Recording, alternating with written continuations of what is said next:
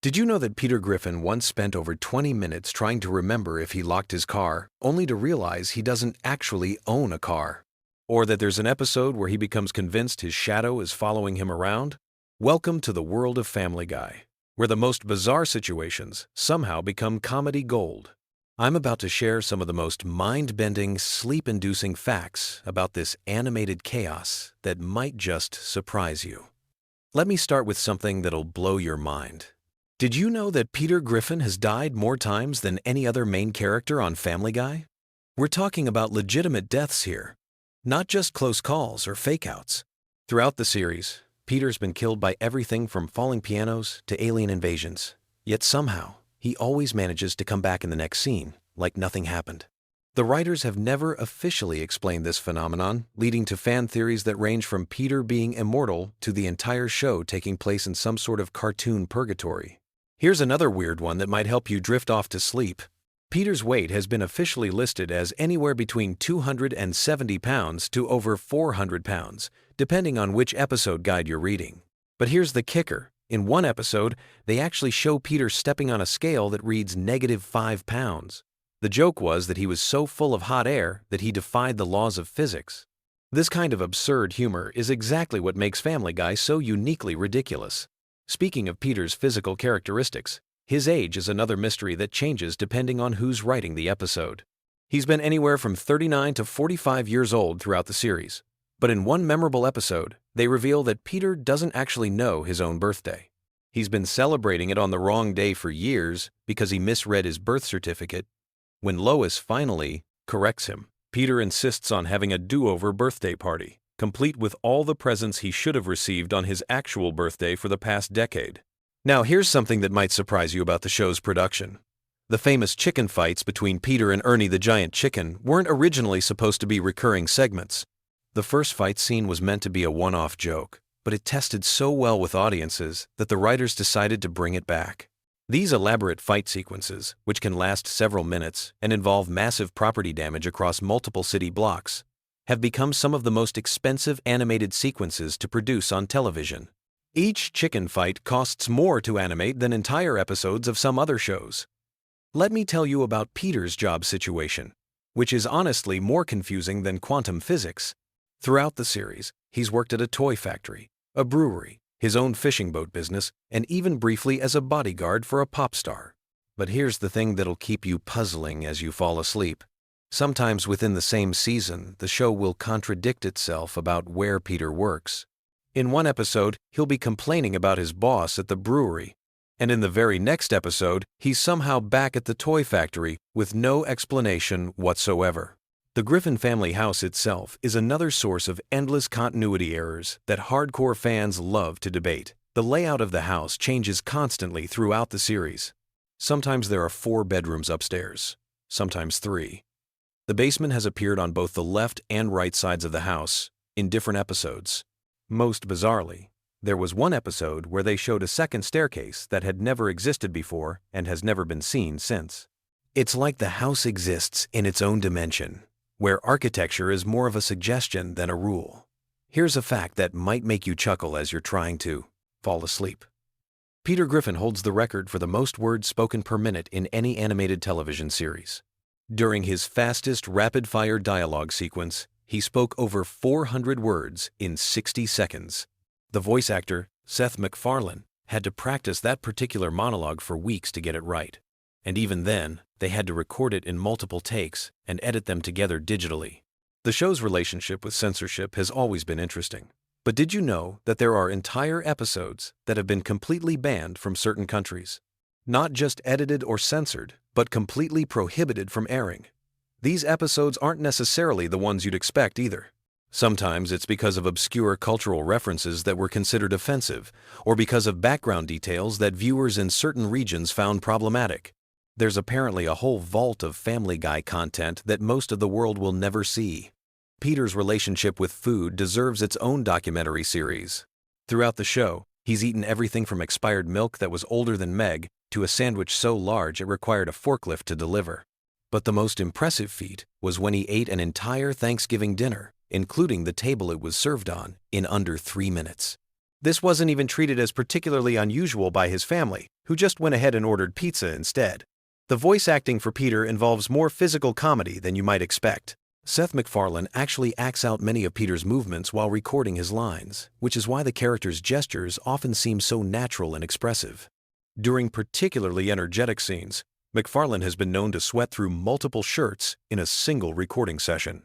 He's also injured himself several times while getting too into character, including once throwing out his back during a particularly enthusiastic laugh sequence. Here's something that might surprise you about the show's writing process. Many of Peter's most memorable one-liners were actually improvised during recording sessions. The writers would provide the basic structure of a scene, but they'd leave room for MacFarlane to add his own comedic touches. Some of these improvised moments became so popular with fans that they were later incorporated into the show's official mythology.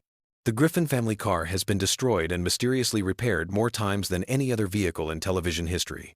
We're talking about complete destruction here. Blown up, crushed by giant robots, eaten by sea monsters, you name it. Yet somehow, it always appears good as new in the next scene. The car itself is supposed to be a mid-'80s sedan, but its exact make and model changes from episode to episode. Sometimes it's a Honda, sometimes it's a Ford, and occasionally it's a completely fictional brand that doesn't exist in real life. Peter's medical history reads like something out of a medical textbook written by someone who's never been to medical school. He's survived diseases that don't exist, undergone surgeries that are physically impossible, and been treated by doctors who clearly got their degrees from the back of a cereal box. In one episode, he's diagnosed with a condition where his bones are apparently made of rubber, which somehow makes him both incredibly flexible and completely indestructible. The show's approach to time and aging is fascinatingly inconsistent. While the Simpson family has remained the same age for decades, the Griffins seem to exist in a temporal bubble where sometimes years pass and sometimes they don't. Stewie has been a baby for over 20 years of real time. But there have been episodes where characters reference events from their past that would require them to have aged significantly. Here's a production detail that might interest you as you're winding down for the night. The animators have developed an entire catalog of Peter's facial expressions that numbers in the thousands. Each expression is carefully categorized by emotion, intensity, and context. There's apparently an expression called Peter confused by technology that gets used at least once per episode, and another one called Peter realizing he's made a terrible mistake. That's practically the show's trademark look. The Griffin family's financial situation is another source of endless mystery. Despite Peter's various job situations and questionable work ethic, the family somehow maintains a middle-class lifestyle in a decent neighborhood. They've been shown to be both desperately broke and surprisingly wealthy, sometimes within the same episode. Peter once claimed to have no money for groceries while simultaneously planning an expensive vacation to Europe. Peter's relationship with technology provides some of the show's most relatable comedy, especially for anyone who's ever struggled with modern gadgets. He's been defeated by everything from automatic doors to digital clocks. There was one memorable episode where he spent the entire runtime trying to figure out how to change the channel on a television remote, only to discover at the end that the TV wasn't even plugged in. The show's animation style has evolved significantly over the years, but Peter's character design has remained remarkably consistent.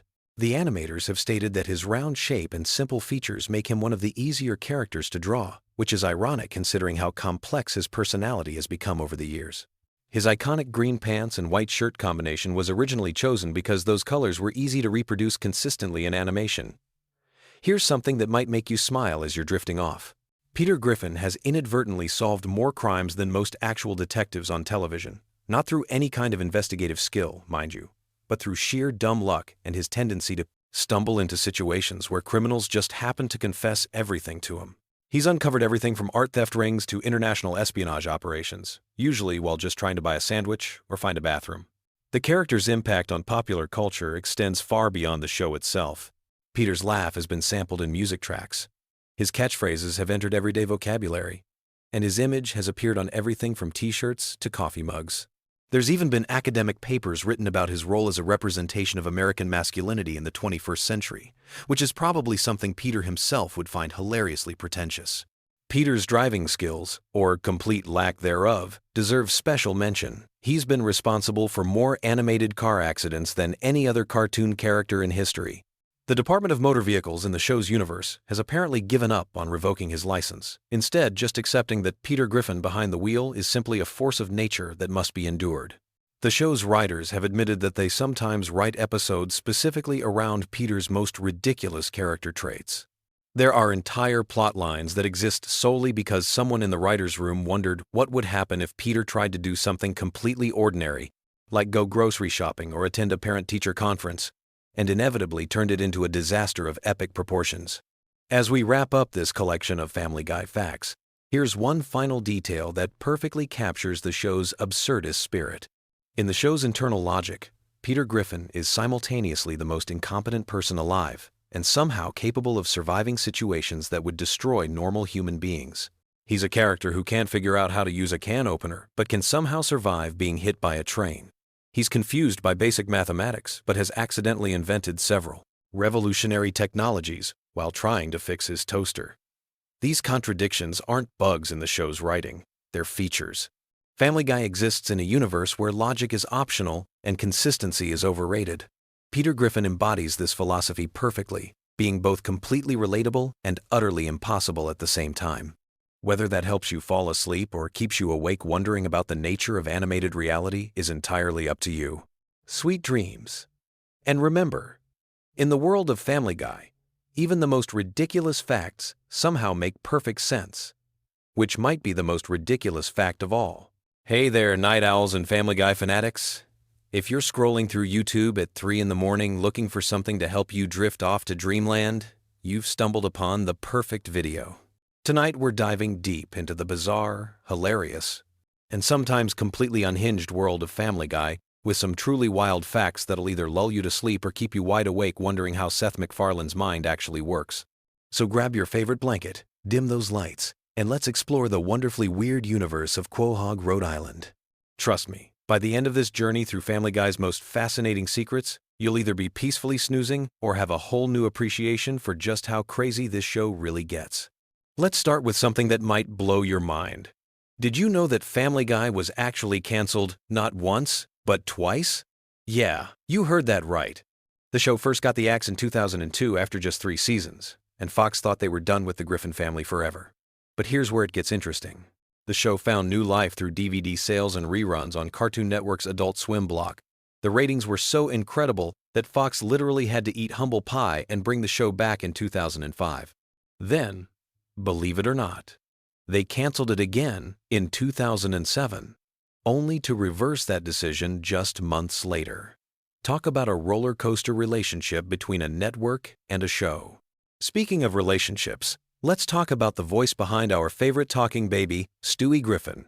Seth MacFarlane doesn't just voice Stewie, he also voices Brian, Peter, Glenn Quagmire, and several other characters. But here's the kicker. MacFarlane based Stewie's voice on the accent of English actor Rex Harrison, who you might know from the classic musical My Fair Lady. Yeah, that sophisticated, slightly pompous British accent that makes Stewie sound like an evil mastermind. It's straight from a Broadway legend. MacFarlane has said in interviews that he wanted Stewie to sound like an old-school English gentleman, which makes it even funnier when this supposedly refined character is plotting world domination from his crib. Now, if you think the show pushes boundaries on television, you should hear about some of the stuff that never made it to air. The writers and animators have created countless scenes, jokes, and entire storylines that were deemed too controversial even for Family Guy's standards. And considering what does make it onto television, that's really saying something. There's apparently an entire vault of unused content that could probably fill several seasons' worth of episodes. Some of these rejected bits have made their way onto DVD releases as deleted scenes, but many remain locked away forever, too wild even for the show known for having no limits. Here's something that might surprise you about the show's production process. Unlike many animated series that plan out entire seasons in advance, Family Guy often operates more like a live-action sitcom. The writers frequently come up with ideas on the spot, and episodes are sometimes completely rewritten just weeks before they're supposed to air. This spontaneous approach explains why the show can feel so fresh and unpredictable, but it also leads to some pretty intense crunch times for the animation team. Imagine trying to animate complex scenes with just days to spare before broadcast. Let's dive into some character secrets that most fans never realize. Brian the dog, everyone's favorite intellectual canine, was originally supposed to be just a regular pet. In the original concept, Brian was going to be a typical dog who couldn't talk and would just bark and fetch like any normal household pet. Seth MacFarlane decided to make him a talking character at the last minute, and thank goodness he did, because Brian's philosophical conversations and sarcastic wit have become some of the show's most memorable moments. It's wild to think that one of the most complex characters almost didn't have a voice at all. The show's animation style has some fascinating secrets too. Those seemingly simple character designs actually take an enormous amount of work to create. Each character has hundreds of different facial expressions and poses that animators can mix and match. Stewie alone has over 300 different mouth positions just for speaking different sounds. The animators have to keep track of all these variations to maintain consistency across episodes. It's like having a massive digital puppet show where every single movement has to be carefully orchestrated. Here's a fact that might make you appreciate the show's music even more. Seth MacFarlane isn't just the creator, writer, and voice actor for multiple characters. He's also a legitimate recording artist who's released several albums of traditional pop standards. His musical background heavily influences the show, which is why you'll notice that Family Guy has more musical numbers than most animated comedies. Those elaborate song and dance sequences aren't just thrown in for laughs. They're crafted by someone who genuinely understands musical theater and classic American songbook traditions. The show's cultural impact goes way beyond just entertainment. Family Guy has actually influenced real-world events and conversations. Politicians have referenced the show in speeches. Academics have written scholarly papers about its social commentary, and it's been credited with introducing younger audiences to cultural references they might never have encountered otherwise. Think about how many classic movies, TV shows, songs, and historical events you first learned about through a Family Guy cutaway gag. The show serves as this weird cultural bridge between different generations of entertainment. Now let's talk about some of the show's most controversial episodes and why they're so memorable. The writers have never shied away from tackling sensitive subjects, and sometimes their approach has sparked genuine debates about comedy, censorship, and social responsibility. Some episodes have been pulled from rotation, others have been edited for different markets, and a few have become legendary among fans, specifically because they push things too far. This willingness to court controversy has kept Family Guy relevant for over 2 decades, even as television landscape has changed dramatically around it. The voice acting process for Family Guy is unlike anything you'd expect. Seth MacFarlane often records multiple characters in the same session, essentially having conversations with himself. He'll record Peter's lines, then immediately switch to Brian's voice to respond, then jump to Stewie for the next exchange. Watching him work in the recording booth is apparently like witnessing someone with multiple personality disorder having a very organized conversation with themselves. Other voice actors have said it's both impressive and slightly unsettling to watch. Here's something that connects to the show's longevity. Family Guy has aired over 400 episodes, making it one of the longest-running animated series in television history. To put that in perspective, if you watched every single episode back-to-back, you'd be sitting there for more than 150 hours straight. That's almost a full week of continuous Family Guy content. The show has literally created enough material to entertain someone for an entire week without sleeping, eating, or taking a single break. The show's international versions reveal some fascinating cultural differences. Family Guy is broadcast in dozens of countries, and each version has to navigate different censorship standards and cultural sensitivities. In some countries, entire jokes are replaced with completely different content. In others, characters' names are changed, and certain running gags are modified to make sense to local audiences.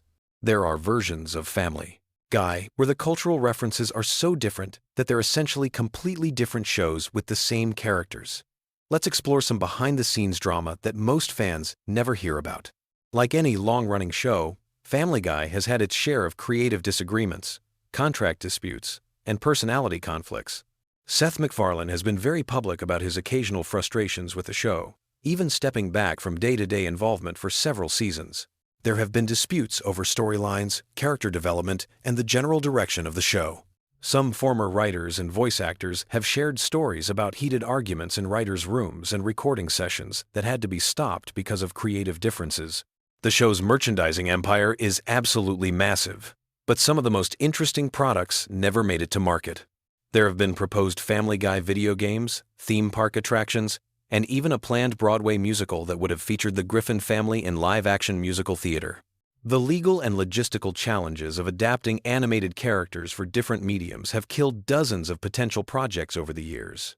Imagine walking through a Family Guy theme park, or watching actors in Peter and Lois costumes singing on Broadway. Here's a production secret that reveals how much work goes into each episode. A single 22-minute episode of Family Guy requires approximately 8 months to complete from initial concept to final broadcast. The process involves dozens of writers, voice actors, animators, sound engineers, and editors. Every single frame is reviewed multiple times. Every joke is analyzed and often rewritten. And every visual gag is carefully planned and executed. What looks like simple animation on screen represents thousands of hours of collaborative creative work. The show's relationship with censorship has created some legendary stories. There are episodes that exist in multiple versions, with different levels of content depending on when and where they're broadcast. The uncensored DVD versions of some episodes contain jokes and scenes that have never been seen on television. Meanwhile, daytime reruns are edited so heavily that some episodes are barely recognizable. The writers have learned to create content in layers, knowing that different versions will need different levels of editing for different audiences. Family Guy's influence on internet culture deserves its own discussion. The show has generated countless memes, viral videos, and online discussions. Certain episodes have become legendary specifically because of how they're shared and referenced online. The show's cutaway gag format translates perfectly to social media, where short, punchy jokes can be easily shared and remixed. Some Family Guy moments have become more famous as internet memes than they ever were as television content. The voice acting talent that has appeared on Family Guy reads like a who's who of entertainment. Celebrities often jump at the chance to appear on the show, sometimes playing themselves, sometimes voicing original characters. The guest star list includes everyone from major Hollywood actors to political figures to professional athletes. Some celebrities have become recurring characters, while others have appeared just once but created memorable moments that fans still talk about years later. Here's something that might change how you watch the show. Many of the seemingly random cutaway gags are actually carefully constructed references to specific movies, TV shows, or historical events. The writers spend considerable time researching these references to make sure they're accurate, even when they're being completely absurd. There are entire databases that catalog every cultural reference in every episode, and the depth of knowledge required to understand all the jokes is honestly staggering. The show's animation has evolved significantly over its run, but not always in ways you might expect. While the overall character designs have remained consistent, the background art, lighting effects, and scene composition have become much more sophisticated. Early episodes look almost primitive compared to recent ones, but the evolution has been so gradual that most viewers don't notice. Comparing the pilot episode to current episodes is like looking at completely different shows that happen to use the same characters. Family Guy's impact on other animated shows cannot be overstated. The success of Family Guy paved the way for countless other adult animated comedies, from American Dad to Rick and Morty to BoJack Horseman. The show proved that animated comedies could tackle adult themes and attract mature audiences, opening up an entire genre that barely existed before. Many current animators and writers cite Family Guy as a direct influence on their work and career choices. The show's approach to storytelling often breaks conventional narrative rules in fascinating ways. Episodes frequently abandon their main plots entirely for extended tangents. Characters regularly break the fourth wall to address the audience directly, and the show often parodies its own format and conventions. This meta approach to comedy requires a level of self-awareness that's rare in television, and it's part of what keeps longtime fans engaged, even after hundreds of episodes. As we wind down this journey through Family Guy's hidden world, it's worth reflecting on how a cartoon about a dysfunctional family in Rhode Island became such a cultural phenomenon. The show succeeds because it taps into something fundamentally human about finding humor in chaos, about laughing at things that probably shouldn't be funny, and about the strange comfort of familiar characters behaving in completely unpredictable ways. Whether you're drifting off to sleep or wide awake thinking about animated comedy theory, Family Guy continues to surprise, offend, entertain, and occasionally enlighten its audience after more than 20 years on the air. The show's ability to constantly reinvent itself while maintaining its core identity is perhaps the most impressive fact of all. Sweet dreams. And remember, somewhere in Quahog, the Griffin family is probably getting into trouble that's even weirder than anything we've discussed tonight. The chaos never really stops. And somehow, that's exactly what makes it so perfect for helping restless minds finally find peace. Until next time, sleep tight and don't let the giant chicken nightmares bite. Picture this. You're lying in bed, scrolling through your phone at 2 in the morning, and suddenly, you remember that time Peter Griffin literally married a cardboard cutout of himself. Welcome to the weird, wild world of Family Guy, where the most random facts are often the most fascinating ones. Tonight, we're diving deep into the strangest corners of Quahog, with facts so bizarre they'll either help you drift off to sleep or keep you awake, wondering how the writers even came up with this stuff. Let me start with something that'll blow your mind. Did you know that the original concept for Family Guy was completely different from what we got? Seth MacFarlane initially pitched the show as a much darker comedy about a dysfunctional family dealing with serious issues. The network executives were so confused by the pilot that they almost didn't pick it up. Thank goodness they did, because otherwise, we wouldn't have gems like the time Brian became a used car salesman and accidentally sold Death his own car. Speaking of Brian, here's a fact that might surprise you. The character was originally supposed to be much more of a background character, basically just the family pet who occasionally made sarcastic comments. But Seth MacFarlane loved voicing him so much that Brian gradually became one of the main characters. This explains why Brian's personality seems to evolve so dramatically throughout the early seasons. He went from being a simple talking dog to a pretentious intellectual with daddy issues and a drinking problem. Now let's talk about something truly random.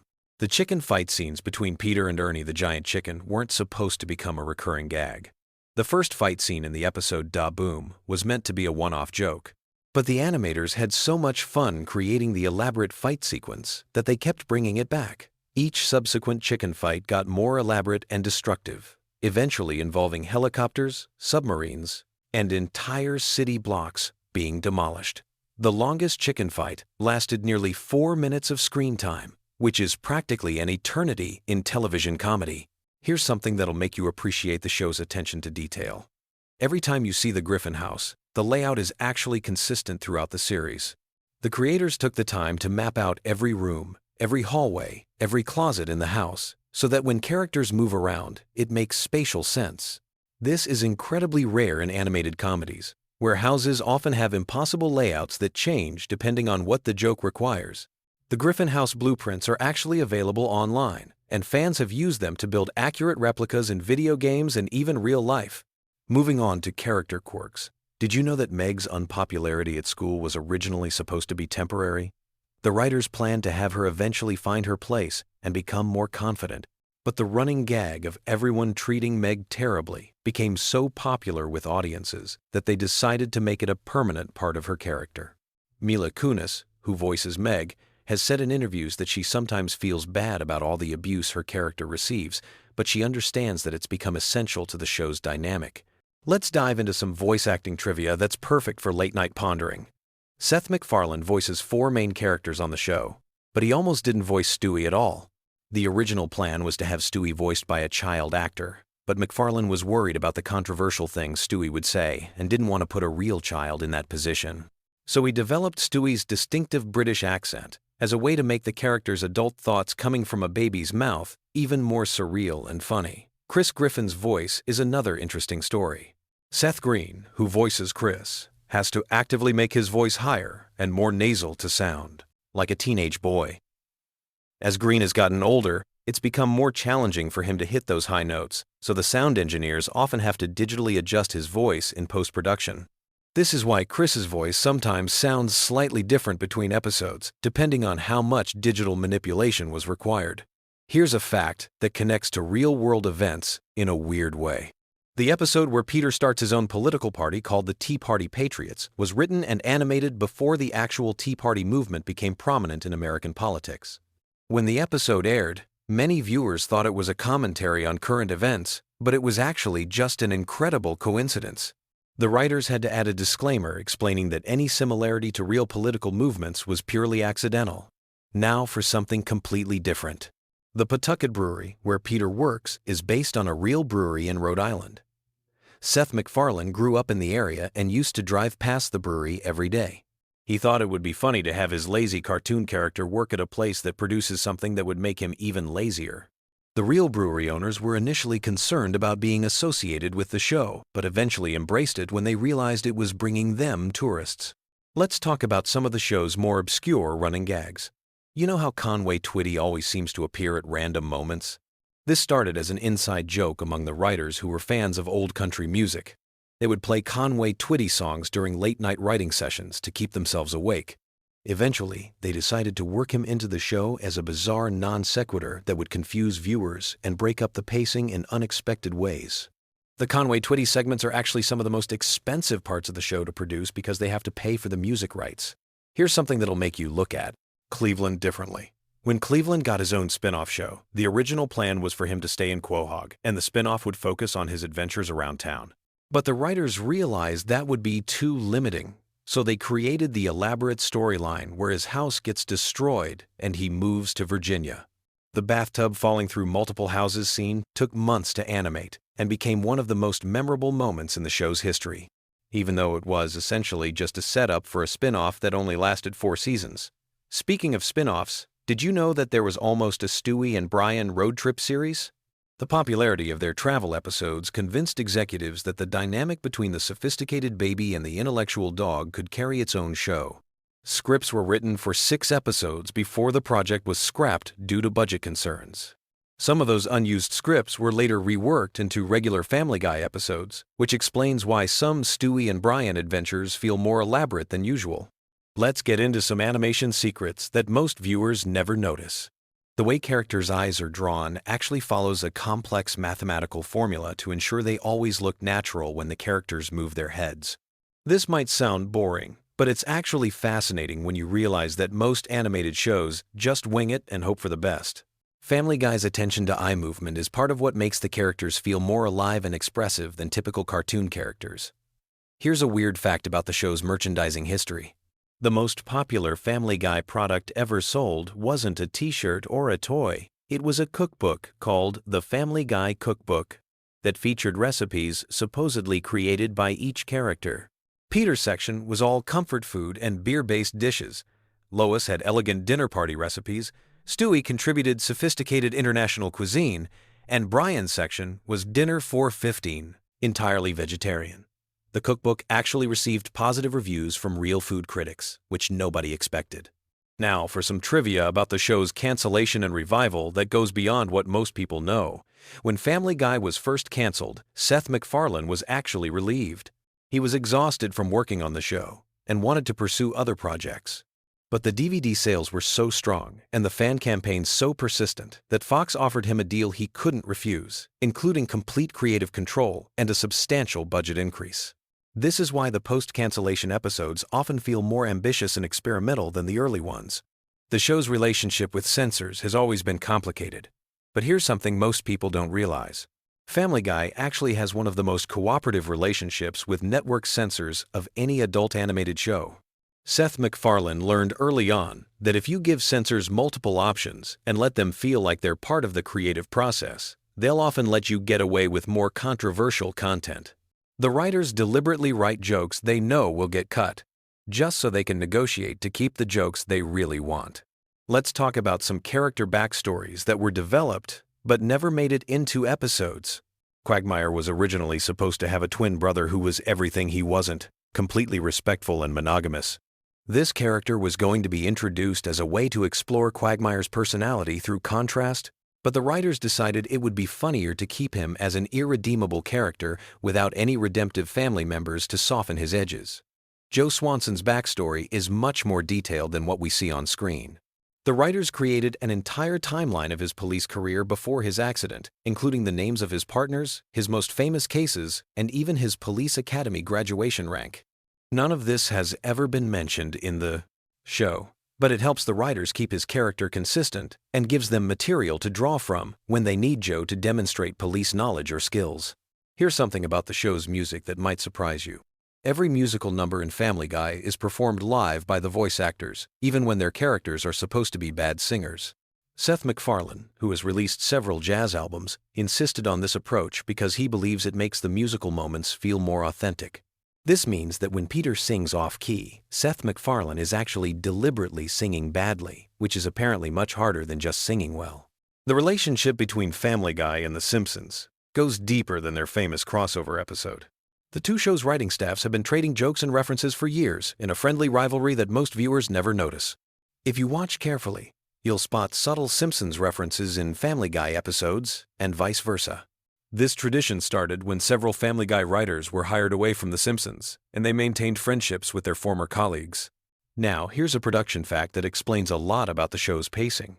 Family Guy episodes are actually written to be about 30 minutes long, but they're edited down to fit the 22-minute television format. This means there are about 8 minutes of content cut from every episode. These deleted scenes aren't just throwaway jokes either. They often contain character development and plot details that would make the episodes feel more complete. Some of these deleted scenes have been released on DVD collections, and they often change how you interpret the episodes.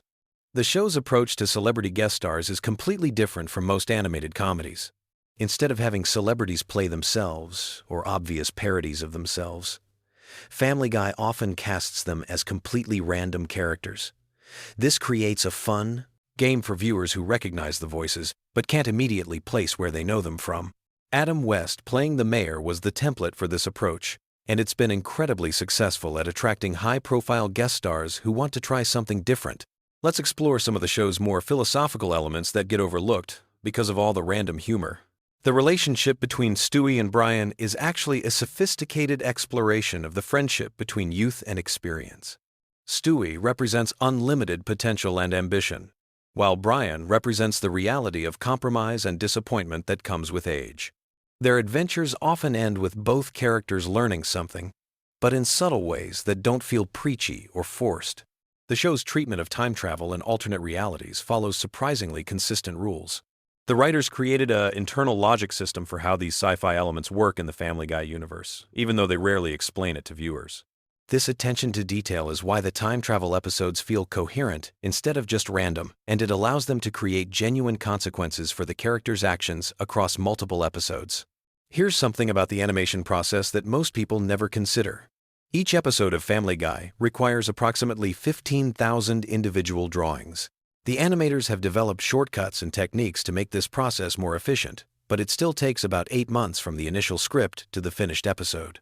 This explains why the show sometimes references events that seem outdated by the time the episode airs. The references were current when the episode was being written and animated. The voice recording process is also more complex than most people realize. While some animated shows record all the voices separately, Family Guy often records the main cast together in the same room. This creates more natural-sounding conversations and allows the actors to play off each other's energy. Seth MacFarlane switches between his different character voices during these sessions, which the other actors say is both impressive and slightly disturbing to witness in person. Now for some trivia about the show's impact on popular culture that goes beyond the obvious memes and catchphrases. Family Guy has been credited with popularizing the rapid-fire pop culture reference style that's now common in comedy. Before Family Guy, most TV shows would make 1 or 2 cultural references per episode. Family Guy started making dozens of references per episode, training audiences to catch quick jokes and creating a more interactive viewing experience. The show's influence on internet culture is also significant. Family Guy was one of the first TV shows to embrace online fan communities and viral marketing.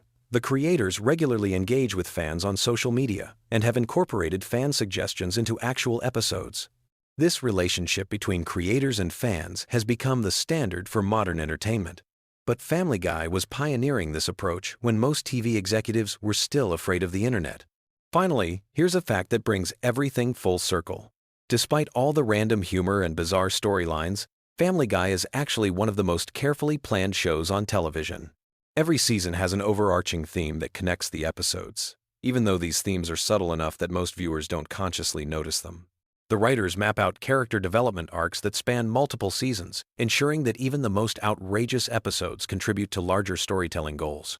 As you drift off to sleep tonight, remember that somewhere in the world, There are people whose full-time job is deciding exactly how long Peter Griffin's fights with a giant chicken should last. Sweet dreams, and may your nights be filled with fewer random cutaway gags than the average Family Guy episode. Did you know that Family Guy was actually canceled not once, but twice, and somehow clawed its way back from television death each time? Tonight we're diving deep into the bizarre world behind one of the most controversial animated shows ever created. And trust me, the stories I'm about to share will blow your mind. From secret celebrity cameos that never made it to air, to the shocking real-life inspiration behind Stewie's character, we're uncovering Family Guy secrets that even die-hard fans have never heard before. But first, let me paint you a picture of just how close we came to never having Family Guy at all. Back in 1999, when Seth MacFarlane pitched his idea to Fox executives, he was so broke he was literally sleeping on a friend's couch in Los Angeles. The pilot episode cost over $2 million to produce, making it one of the most expensive animated pilots in television history at that time. And here's the kicker. Fox almost passed on it completely because they thought it was too similar to The Simpsons. The show's creator, Seth MacFarlane, has a background that's absolutely fascinating and explains so much about the show's unique humor. He actually started working in animation when he was just 18 years old, creating a thesis film at the Rhode Island School of Design that would later become the blueprint for Family Guy. That student film, which you can still find online today, featured early versions of Peter, Lois, and their dog Brian, though they looked quite different from what we know now. What most people don't realize is that MacFarlane does the voices for 4 main characters on the show. He's not just Peter Griffin, but also Brian the dog, Stewie, and Glenn Quagmire. The interesting part is how he developed each voice.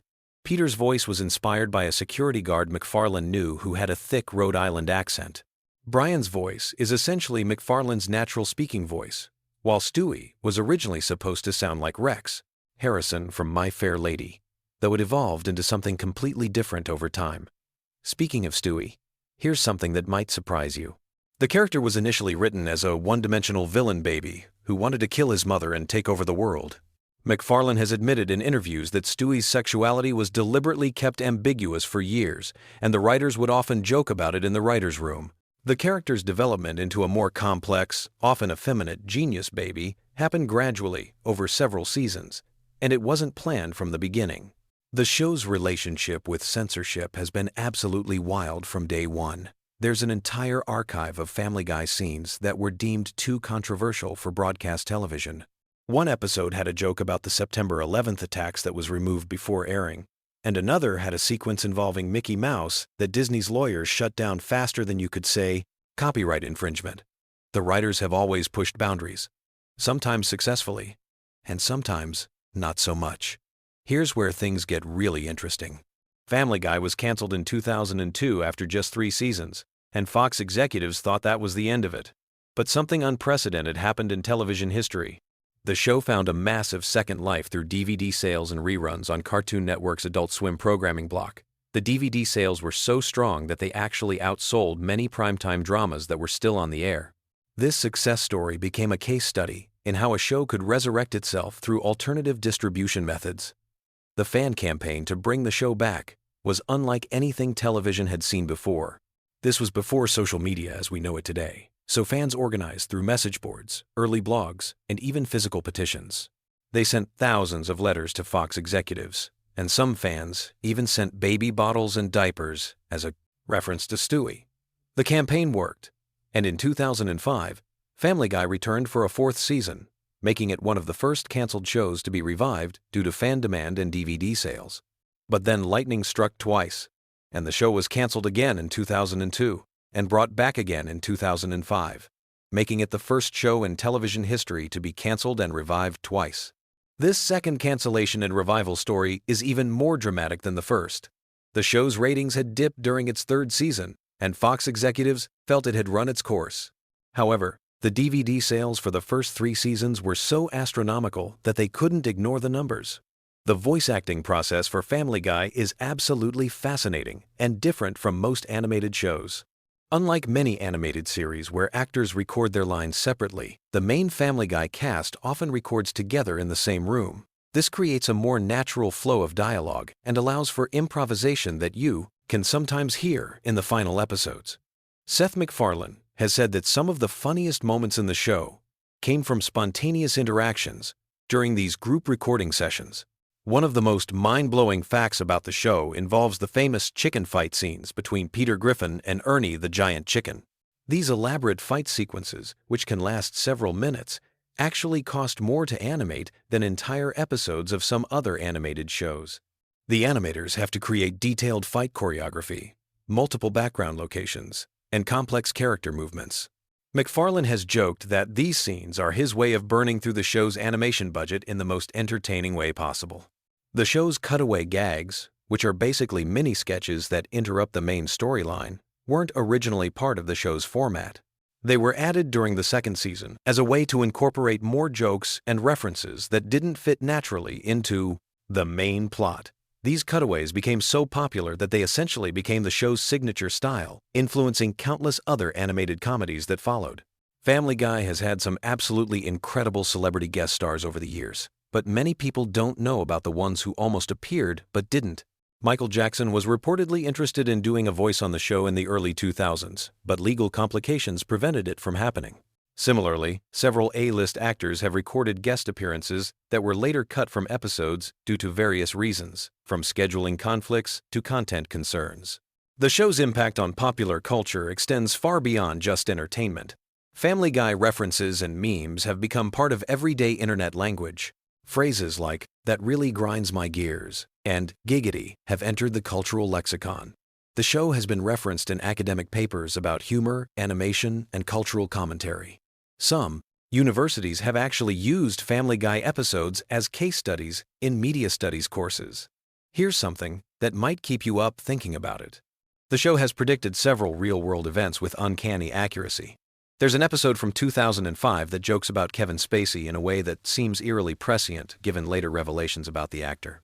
Another episode made jokes about certain political figures that seemed outlandish at the time but became remarkably relevant years later.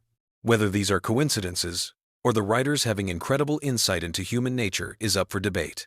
The international versions of Family Guy are absolutely wild and worth exploring if you're curious about cultural adaptation. The show has been dubbed into dozens of languages, and each version has had to navigate different cultural sensitivities and humor styles. The German version, for example, had to completely rewrite many jokes because direct translations didn't make sense or weren't funny in that cultural context. Some countries have banned certain episodes entirely while embracing others. The relationship between Family Guy and The Simpsons has been fascinating to watch evolve over the years. Initially, there was definitely some tension, with Simpsons creator Matt Groening making pointed comments about Family Guy being derivative. However, this led to one of the most brilliant crossover episodes in animated television history, where the two families actually met and interacted. The production of this crossover episode required unprecedented cooperation between two different animation studios and networks. Behind the scenes, the Family Guy writing room operates differently from most television shows. The writers often compete to see who can come up with the most outrageous or offensive joke, with the understanding that most of these will never make it to air. This competitive atmosphere has created some of the show's most memorable moments, but it's also led to some jokes that had to be completely rewritten or abandoned during the production process. The show's approach to social and political commentary has evolved significantly over its run. Early episodes were primarily focused on absurd humor and pop culture references, but later seasons began incorporating more direct political satire and social commentary. This evolution has been both praised and criticized, with some fans preferring the original format and others appreciating the show's willingness to tackle serious topics through humor. MacFarlane's decision to step back from day-to-day involvement in the show after several seasons was a turning point that many fans noticed. His reduced involvement allowed other writers and producers to put their stamp on the show, leading to subtle but noticeable changes in humor, style, and character development. This transition period created some of the most experimental episodes in the show's history. The merchandising empire that Family Guy has built is absolutely staggering. From action figures to clothing lines, from video games to board games, the show has spawned an entire industry of products. Some of the most interesting merchandise includes items that reference the show's most obscure jokes, suggesting that the creators understand their audience's deep knowledge of the series. As we wind down our journey through these fascinating Family Guy facts, it's worth reflecting on how this show, that almost never existed, became such a cultural phenomenon. From sleeping on couches to creating a multi-million-dollar franchise, from cancellation to resurrection, from controversy to cultural impact, Family Guy represents something unique in entertainment history. The show continues to evolve and surprise audiences, and who knows what wild facts we'll be sharing about it in another 20 years. Sweet dreams, and remember, somewhere out there, Seth MacFarlane is probably working on another joke that will either make you laugh until you cry or shake your head in disbelief. Possibly both at the same time. Have you ever wondered why Family Guy episodes feel like fever dreams that somehow make perfect sense at 3 in the morning? Tonight, we're diving into the most bizarre, unexpected, and downright weird facts about this animated chaos machine that's been keeping us entertained and slightly disturbed for over 2 decades. From secret celebrity cameos you never noticed to production secrets that will change how you watch every episode, these facts are perfect for those late-night rabbit holes when your brain needs something wonderfully random to chew on. Picture this.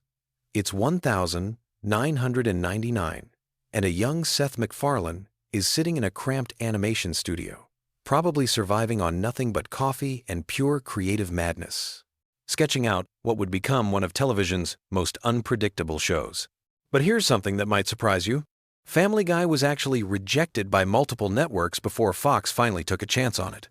The original pilot was so different from what we know today that Peter Griffin didn't even have his signature chin dimple. That's right, the most recognizable feature of television's most chaotic dad was an afterthought added later in development. Speaking of Peter Griffin's design, here's a fact that will blow your mind every time you see him on screen. Seth MacFarlane has admitted that Peter's appearance was directly inspired by a security guard he encountered at his college. This unnamed hero of late-night campus safety became the visual foundation for a character who would go on to terrorize animated television for decades. Imagine being that security guard and randomly discovering years later that you're the face of one of America's most beloved cartoon disasters. But the real magic happens when you start digging into the voice acting secrets. Seth MacFarlane doesn't just voice the main characters, he performs Stewie, Brian, Peter, and several recurring characters, often having entire conversations with himself during recording sessions. The studio engineers have described these solo recording sessions as watching someone have the world's most entertaining mental breakdown. MacFarlane literally argues with himself, switches between character voices mid-sentence, and somehow maintains the distinct personality of each character flawlessly. Here's where things get really interesting from a production standpoint. The show's writers have a tradition called the random joke jar, where they collect the most absurd, context-free gags throughout the season. When they're stuck on an episode or need to fill time, they literally reach into this jar and randomly select bizarre scenarios to animate. This explains why you'll be watching a normal family dinner scene that suddenly cuts to a 3-minute sequence about a time-traveling sandwich. It's not lazy writing. It's intentionally chaotic creativity with a system behind the madness. The cutaway gags that make Family Guy so distinctive weren't originally planned to be such a huge part of the show. In early episodes, they used these random flashbacks sparingly. But when they noticed these moments got the biggest laughs and the most social media attention, they leaned into the format completely. Now, these seemingly random interruptions are carefully crafted to hit specific comedic beats and often take longer to animate than the main storyline of entire episodes. One of the most mind-bending facts involves the show's relationship with celebrity guest stars. Many A-list celebrities have appeared on Family Guy without most viewers ever realizing it because their characters are so obscure or brief. Drew Barrymore once voiced a background character who had exactly 3 words of dialogue spread across 2 episodes. The producers love casting major stars in tiny roles as inside jokes for the industry, creating this weird Hollywood treasure hunt for eagle-eyed fans. The character of Stewie Griffin underwent one of television's most subtle character evolutions.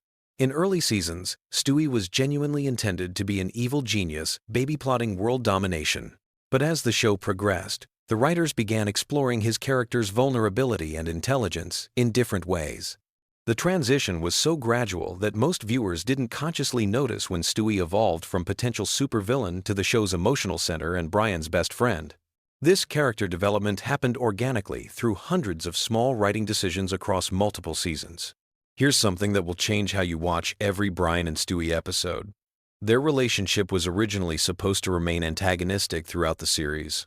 The writers planned for Brian to be constantly annoyed by Stewie's schemes and intellectual pretensions. However, the voice acting chemistry between Seth MacFarlane's two characters was so natural and compelling that the writers began crafting episodes specifically around their friendship. Some of the show's most acclaimed episodes, including the time travel and multiverse adventures, exist purely because the Brian-Stewie dynamic became too interesting to ignore. The animation process for Family Guy involves secrets that most fans never consider. Each episode requires approximately 4 months from initial script to final animation. But here's the weird part. They often animate scenes completely out of order, based on character availability and studio scheduling. This means the emotional arc of an episode might be animated backwards, with the climactic scenes completed weeks before the setup scenes. The animators have to maintain character continuity and emotional consistency without seeing the full episode in sequence until the very end of production. Musical numbers in Family Guy aren't just random comedic choices. They serve a specific psychological function in the show's pacing. The writers discovered that musical sequences reset viewer attention spans and create natural breaks in the chaotic energy that defines most episodes. When you feel overwhelmed by rapid-fire jokes and cutaway gags, a musical number gives your brain permission to reset and re-engage with the storyline. It's basically psychological manipulation disguised as entertainment, and it works perfectly. The show's relationship with censorship creates some of the most interesting behind-the-scenes stories. Family Guy pushes boundaries so consistently that the network has entire meetings dedicated to determining what crosses the line versus what's cleverly subversive. The writers have become experts at crafting jokes that technically comply with broadcast standards while still managing to be completely inappropriate. They've turned censorship navigation into its own art form, often making the censored versions of jokes funnier than the original uncensored concepts. Here's a fact that demonstrates the show's cultural impact in ways you might not expect. Family Guy references have been spotted in congressional hearings, Supreme Court footnotes, and international diplomatic communications. Politicians and legal scholars apparently watch the show and unconsciously incorporate its humor patterns into serious discourse. There's something simultaneously hilarious and terrifying about the idea that Stewie Griffin's speech patterns are influencing actual government policy discussions. The economics behind Family Guy reveal fascinating insights into modern television production. Each episode costs significantly more to produce than most people realize because of the sheer amount of custom animation required for cutaway gags. A single random flashback sequence might require creating entirely new character designs, backgrounds, and animation styles that will never be used again. The show essentially produces mini-movies within every episode, making it one of the most expensive animated series on television, despite its seemingly simple art style. Voice recording sessions for Family Guy episodes are legendary among industry professionals for their complete unpredictability. Seth MacFarlane often improvises entire scenes in character, creating alternate versions of jokes that the writers never conceived.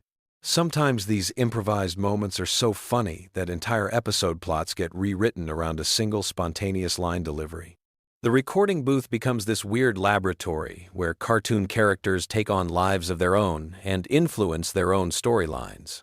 The show's treatment of controversial topics follows a specific comedy philosophy that Seth MacFarlane has described as equal opportunity offense.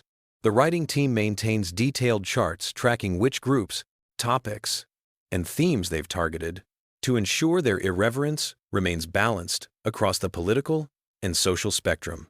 This systematic approach to controversy means every offensive joke is part of a larger pattern designed to prevent the show from developing any consistent political agenda beyond general chaos. Cleveland's spin-off show, The Cleveland Show, was actually conceived as a way to explore Family Guy's universe from a completely different perspective while maintaining the same comedic DNA. The failed experiment taught the creators valuable lessons about what makes Family Guy specifically work versus what elements translate to other formats. Cleveland's return to Family Guy brought with him subtle character changes informed by his solo series experience, creating this weird continuity where a character evolved through his own failed show. The internet age has transformed how Family Guy episodes are created and consumed. The writers now monitor social media reactions to episodes in real time, and adjust future storylines based on which jokes generate the most memes and viral moments. This feedback loop means the show is constantly evolving to match internet culture while simultaneously influencing internet culture. It's become this weird, symbiotic relationship where the show and its online fanbase co-create content together. Animation errors in Family Guy often become intentional running gags when fans notice and celebrate them online. The production team has learned to embrace happy accidents, sometimes deliberately recreating animation mistakes in future episodes as callbacks to their own imperfections. This self-aware approach to production errors creates additional layers of humor for dedicated fans while maintaining accessibility for casual viewers. The show's influence on other animated series is more extensive than most people realize. Writing techniques, character development approaches, and comedic timing patterns pioneered by Family Guy appear throughout modern animated television. Shows that seem completely different often use Family Guy's structural innovations adapted to their own specific styles and audiences. It's become the secret template for contemporary animated comedy without most viewers consciously recognizing the influence. As you drift off to sleep tonight, remember that somewhere in the world, animators are probably working on next season's episodes, crafting new combinations of chaos and creativity that will eventually become someone else's late-night viewing experience. Family Guy continues to exist in this weird space between sophisticated entertainment and absolute nonsense, providing the perfect mental soundtrack for those moments when your brain needs something familiar yet unpredictable to focus on while the rest of the world sleeps. The show's legacy isn't just about the jokes or the characters. It's about proving that television audiences are capable of appreciating complexity disguised as simplicity, intelligence hidden within apparent randomness, and genuine emotional moments embedded in absolute chaos. Sweet dreams, and may your unconscious mind sort through all this delightful weirdness while you rest. Have you ever wondered why Family Guy was actually canceled twice before becoming one of the most successful animated shows in television history? Or why Seth MacFarlane almost died in the September 11th attacks, but a twist of fate involving a hangover literally saved his life? Today we're diving deep into the hidden world of Family Guy lore that will completely change how you watch this iconic show. Most people think they know everything about the Griffin family, but the truth is, there are layers of secrets, controversies, and mind-blowing, behind-the-scenes stories that Fox never wanted you to discover.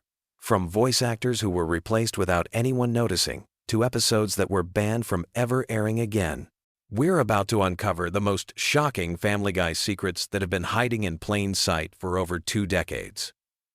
But first, let me blow your mind with something that happened before the show even premiered. Seth MacFarlane was supposed to be on American Airlines Flight 11 on September 11, 2001, the same flight that crashed into the North Tower of the World Trade Center. He had a ticket, his bags were packed, and he should have been on that plane. But here's the crazy part that nobody talks about. He overslept because he was hungover from a party the night before.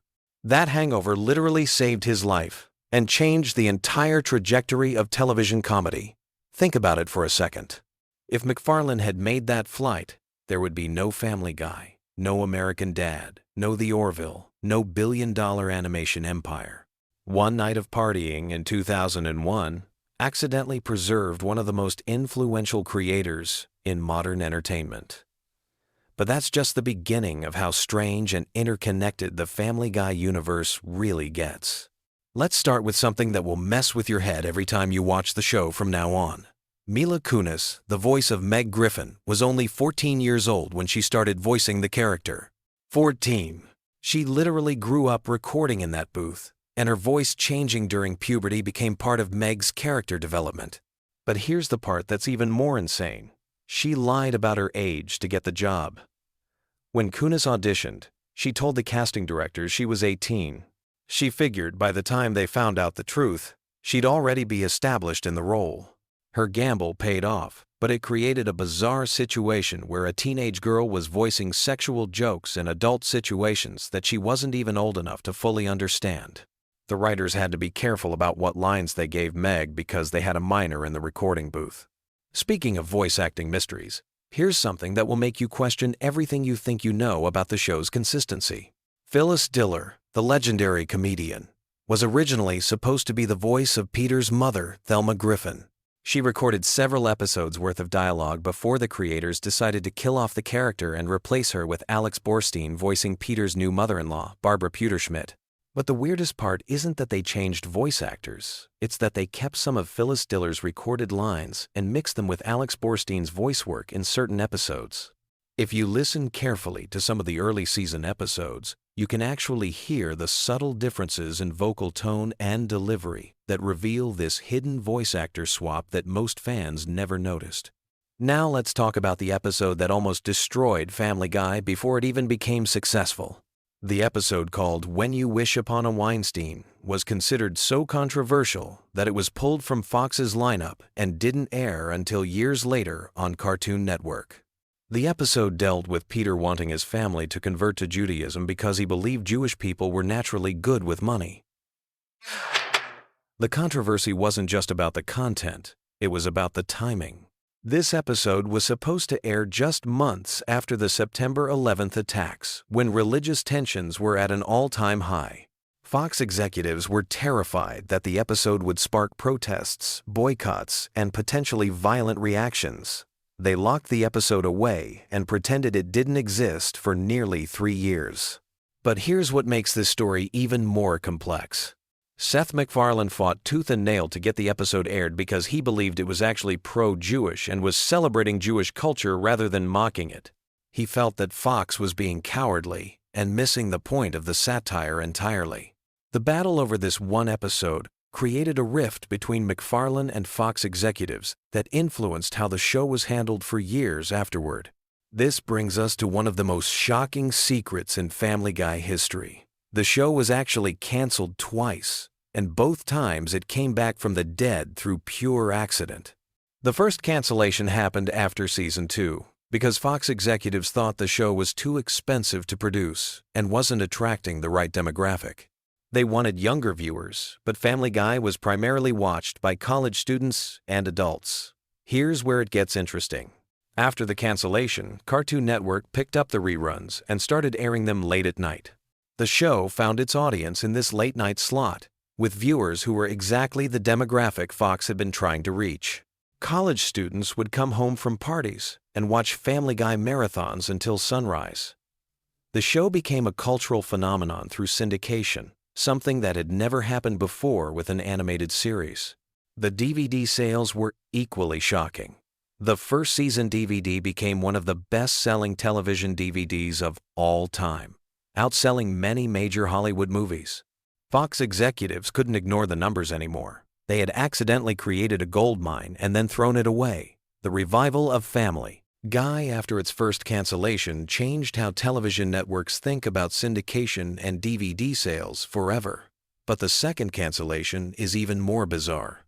After bringing the show back, Fox canceled it again after season 4 because they claimed it wasn't performing well in its Sunday night time slot. What they didn't tell anyone was that they were deliberately sabotaging the show by moving it around the schedule constantly. Some episodes aired on different nights without any promotion, making it nearly impossible for fans to keep track of when new episodes were airing. Seth MacFarlane was so frustrated with Fox's treatment of the show that he seriously considered moving Family Guy to a different network entirely. Comedy Central and Cartoon Network both made offers to pick up the series, which would have been unprecedented at the time. The idea of a major animated series switching networks mid-run had never happened before. What saved Family Guy the second time wasn't fan campaigns or DVD sales. It was the iTunes revolution. When Family Guy episodes became available for digital purchase, they consistently ranked as some of the most downloaded television content. Fox suddenly realized they had a digital gold mine on their hands and brought the show back for a third time. Now let's dive into some character secrets that will change how you see the Griffin family forever. Brian Griffin, the talking dog, was originally supposed to be much more of a background character. Seth MacFarlane voices Brian himself, and the character was initially just meant to provide occasional witty commentary. But MacFarlane found that Brian's voice came so naturally to him that he started writing more and more scenes for the character. Here's the mind-bending part. Brian Griffin is essentially Seth MacFarlane's alter ego. Almost every political opinion, cultural reference, and intellectual observation that comes out of Brian's mouth reflects MacFarlane's actual views. When Brian goes on rants about politics, religion, or social issues, you're literally hearing Seth MacFarlane's personal opinions filtered through a cartoon dog character. This became controversial when fans started to notice that Brian was becoming increasingly preachy and self-righteous in later seasons. Critics accused MacFarlane of using the character as a mouthpiece for his liberal political views, turning Family Guy into a platform for his personal agenda. The backlash became so intense that MacFarlane actually killed off Brian in a shocking episode, only to bring him back a few episodes later after massive fan outrage. But the Brian death episode reveals something even more interesting about how Family Guy operates behind the scenes. The writers had been planning Brian's temporary death for over a year, and they deliberately leaked fake spoilers to throw fans off the scent. They created elaborate fake scripts and even recorded fake voice acting sessions to maintain the secrecy of their plan. Stewie Griffin presents another layer of hidden complexity that most viewers completely miss. The character was originally designed to be a one-dimensional villain baby who wanted to kill his mother and take over the world. But as the show evolved, Stewie became more complex, and his sexuality became a subject of constant speculation and debate. Seth MacFarlane has given contradictory statements about Stewie's sexual orientation over the years, sometimes saying the character is gay, sometimes saying he's too young for sexuality to matter, and sometimes saying it's deliberately ambiguous. But here's what most people don't know. There are actually two different versions of Stewie, depending on who he's interacting with. When Stewie talks to Brian, he's portrayed as intelligent, sophisticated, and possibly gay. When he interacts with his family members, he's more like a regular baby with occasional moments of evil genius behavior. This isn't accidental. It's a deliberate, creative choice that reflects how different people see us differently in various relationships and contexts. The Stewie and Brian dynamic became so popular that entire episodes started focusing exclusively on their adventures together. These episodes, often called road trip episodes by fans, consistently rank among the most popular Family Guy episodes of all time. The chemistry between Seth MacFarlane's two most personal character voices created some of the show's most memorable moments. Let's talk about the celebrity guest stars and the shocking stories behind their appearances. When Drew Barrymore appeared on the show, she was going through a particularly difficult period in her personal life. The recording session was supposed to take 2 hours, but she stayed for 6 hours because she was having so much fun with the cast and crew. She later said that working on Family Guy was therapeutic during a time when she was struggling with addiction issues. But the most surprising celebrity appearance almost never happened. Patrick Stewart, who voices Susie Swanson, initially turned down the role because he thought the show was too crude and beneath his classical theater background. It was only after his agent convinced him to watch several episodes that he realized the show's intelligence hidden beneath its seemingly juvenile humor. Stewart became so invested in the character that he started suggesting storylines and character developments for Susie. He even offered to voice additional characters for free because he enjoyed the creative process so much. His enthusiasm for the show shocked many of his colleagues in classical theater who couldn't understand why a Shakespearean actor would want to be associated with Family Guy. The show's relationship with censorship creates another layer of hidden stories that most fans never hear about. There's an entire archive of Family Guy jokes, scenes, and episodes that were deemed too controversial to ever air. Some of these involve real celebrities who threatened legal action, while others were considered too offensive even for Family Guy's notoriously boundary-pushing standards.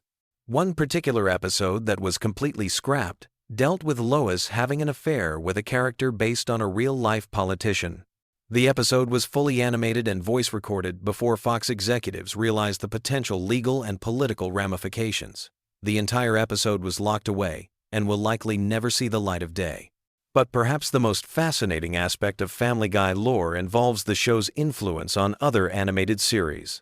South Park creators Trey Parker and Matt Stone have had a long-running feud with Seth MacFarlane, claiming that Family Guy relies too heavily on random pop culture references instead of actual jokes. This feud played out in several South Park episodes that directly mocked Family Guy's writing style. The rivalry became so intense that it actually influenced how both shows developed their comedy. Family Guy started incorporating more story-driven humor to counter South Park's criticism, while South Park began using more visual gags and pop culture references to prove they could do Family Guy's style better than Family Guy itself. Here's something that will completely change how you watch Family Guy cutaway gags from now on. Those random flashback scenes that seem completely disconnected from the main plot? Many of them are actually recycled jokes from Seth MacFarlane's college animation projects and failed pilot episodes. The writers have been mining MacFarlane's old material for decades, updating and reworking jokes that were originally created in the 1,990 seconds. Some of the most popular Family Guy moments are actually 20-year-old jokes that have been given new animation and context.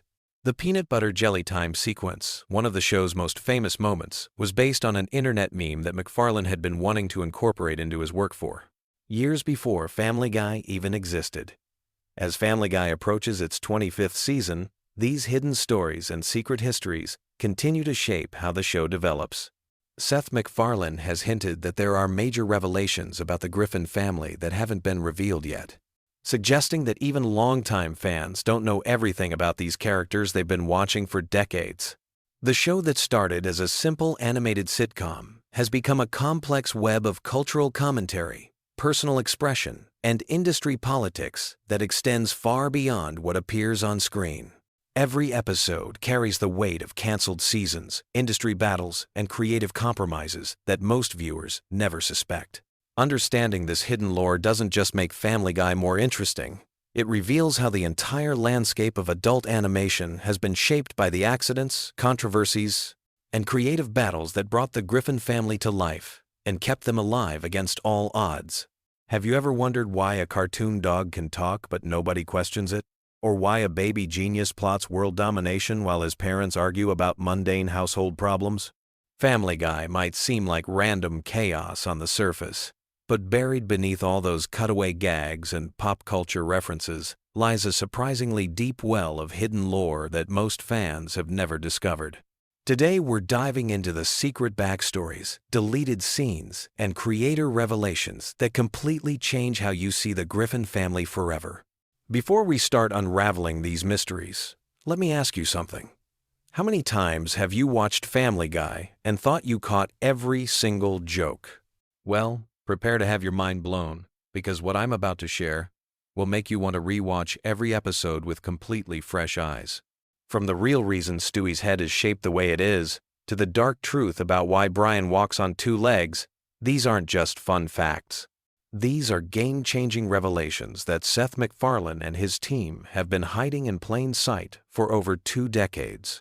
Let's start with something that'll make you question everything you thought you knew about the show's most iconic character. Stewie Griffin isn't just some random genius baby who happens to speak with a British accent. According to early production notes that surfaced years later, Seth MacFarlane originally conceived Stewie as having a specific psychological condition that explains both his advanced intelligence and his distinctive way of speaking. The creators deliberately designed his football-shaped head as a visual metaphor for the pressure building inside his developing brain, representing the conflict between his infant body and his mature mind. But here's where it gets really interesting.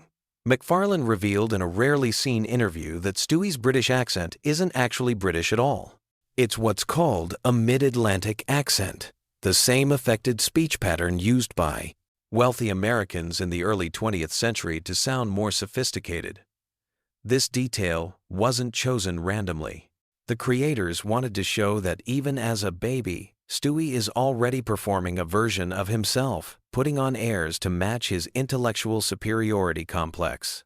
Now, you might be thinking this is just creative interpretation, but wait until you hear about the episodes that never made it to air.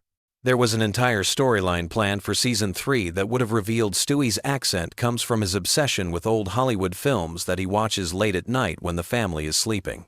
The episode would have shown him mimicking Cary Grant and Katharine Hepburn movies, explaining both his sophisticated vocabulary and his theatrical mannerisms. This backstory was ultimately scrapped, because the writers felt it made Stewie too sympathetic and would have undermined his role as the show's primary antagonist. Speaking of characters with hidden depths, let's talk about Brian Griffin. Most people assume he's just a talking dog who drinks martinis and considers himself an intellectual. But the real lore behind Brian is much darker than you might expect. In the show's original pitch Bible, Brian wasn't always an anthropomorphic character. He started as a regular dog who gained human-like intelligence through a laboratory experiment gone wrong. This origin story was briefly referenced in early episodes through subtle visual cues that most viewers missed entirely. Remember how Brian occasionally displays knowledge about topics that would be impossible for a regular dog to understand? That's not just for comedic effect. The writers planted clues throughout the series, suggesting that Brian retains fragmented memories from his time as a test subject. His alcoholism isn't just a character quirk for adult humor. It's actually his way of coping with the psychological trauma of having his consciousness artificially altered. The constant drinking helps suppress the disturbing memories of his transformation, which is why he becomes increasingly anxious and neurotic when he's sober for extended periods. This connects to another piece of hidden lore that completely reframes Brian's relationship with the Griffin family. In deleted scenes from the pilot episode, there was supposed to be a moment where Brian accidentally reveals that he remembers being adopted by the Griffins, not born into the family. The implication was that Peter rescued Brian from the laboratory, not knowing about the experiments that had been performed on him. This would explain why Peter treats Brian more like an equal than a pet, and why the rest of the family accepts his human-like behavior without question. But the Brian revelations don't stop there. McFarlane once mentioned in a commentary track that Brian's literary aspirations aren't just pretentious posturing. They're actually his subconscious attempt to document his experiences and process his trauma through fiction. All those terrible novels he writes are supposedly coded accounts of his memories from before the experiments. The reason his writing is so bad isn't because he lacks talent. It's because he's trying to express experiences that his brain can't properly access or understand. Now let's shift gears and talk about Peter Griffin, because there's lore surrounding him that's been hiding in plain sight for years. You know how Peter has all these random jobs throughout the series and somehow always ends up in bizarre situations that no normal person would survive? There's actually a consistent explanation for this that the writers have been building since season 1. Peter isn't just lucky or cartoonishly resilient. According to production notes, he's supposed to represent the concept of the American dream taken to its most absurd extreme. Every job change, every wild adventure, every impossible survival is meant to show how someone with absolutely no qualifications or common sense can still stumble into success in America if they have enough confidence and persistence. But here's the twist that most fans miss. Peter's apparent stupidity isn't natural. It's a learned behavior that he developed as a defense mechanism against the crushing reality of adult responsibility. This theory is supported by episodes where Peter demonstrates surprising competence in specific situations, usually when his family is genuinely threatened. The writers intentionally show glimpses of a more capable Peter to suggest that his buffoonery is partially an act. He plays dumb because it allows him to avoid dealing with complex emotional situations and lets him shirk responsibility for his actions. It's actually a fairly sophisticated psychological portrait, disguised as slapstick comedy. The most mind-blowing piece of Peter lore involves his relationship with his father, Francis. In cutscenes from several episodes, there were supposed to be flashbacks showing that Peter's fear of authority and his rebellious nature stem from having an abusive father who constantly belittled his intelligence. Peter's current behavior is his way of rebelling against Francis even after his death, choosing to embrace stupidity as a form of posthumous defiance. This adds a tragic dimension to Peter's character that completely changes how you interpret his most outrageous moments. Let's move on to Lois, because her hidden backstory might be the most shocking of all. Most viewers see Lois as the long-suffering wife who somehow puts up with Peter's antics while trying to hold the family together. But there's lore suggesting that Lois is actually the most psychologically complex character in the entire show. Her wealthy background isn't just a plot device for occasional storylines about her family's money. It's the key to understanding her entire personality and motivation structure. According to early character development documents, Lois deliberately chose to marry Peter precisely because he was the opposite of everything her upper-class family expected from her. Her attraction to Peter wasn't romantic love in the traditional sense. It was her way of rebelling against the suffocating expectations of her privileged upbringing. This explains why she stays with Peter despite his obvious flaws and why she occasionally enables his worst behavior instead of putting her foot down. But here's where it gets really interesting.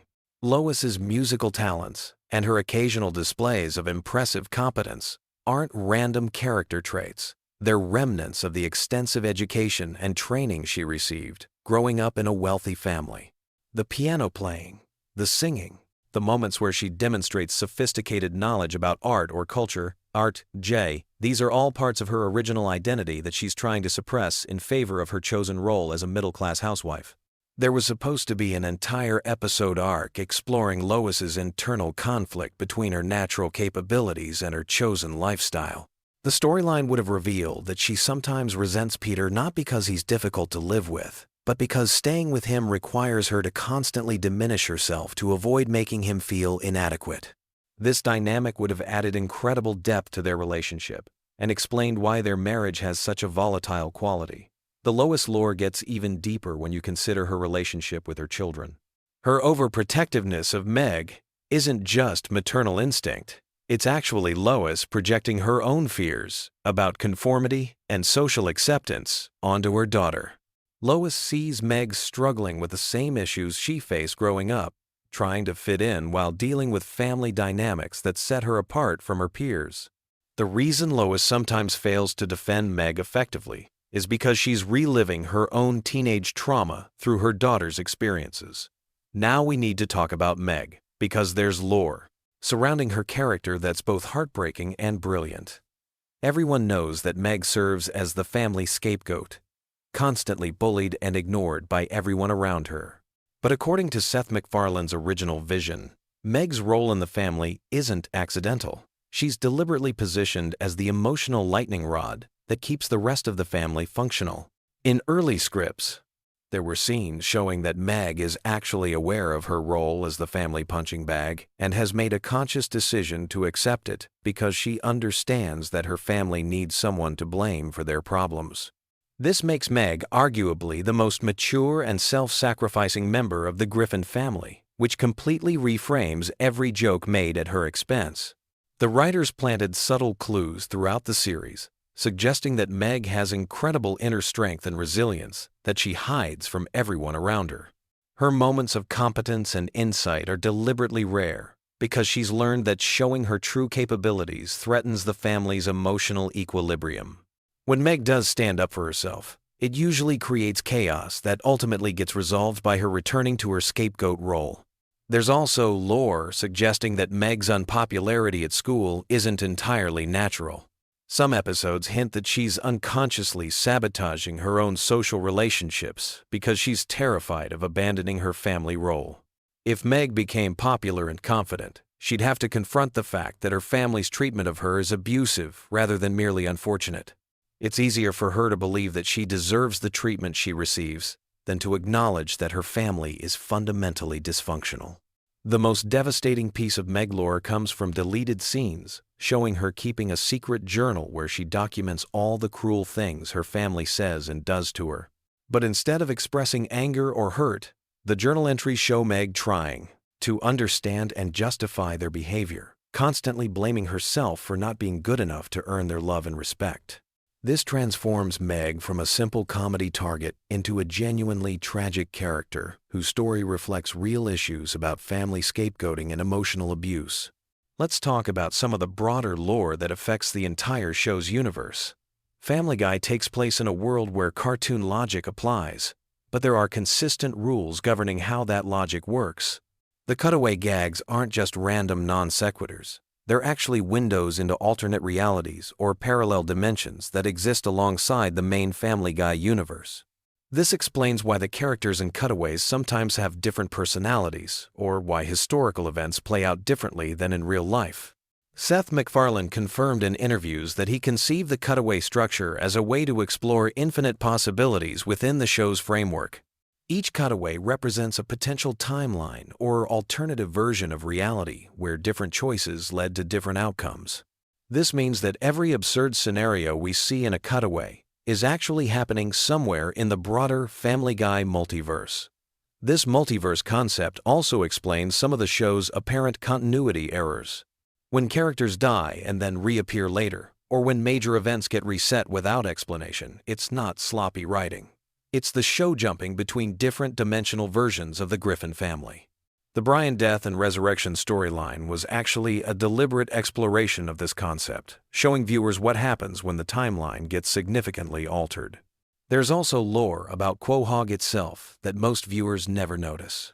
The town isn't just a generic setting for the Griffin family's adventures. It's specifically designed to represent a kind of American purgatory where nothing ever really changes or progresses.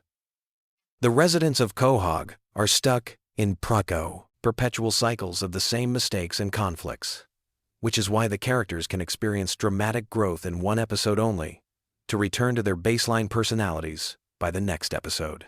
The writers have hidden references throughout the series, suggesting that Quahog exists in a temporal bubble where time moves differently than in the outside world.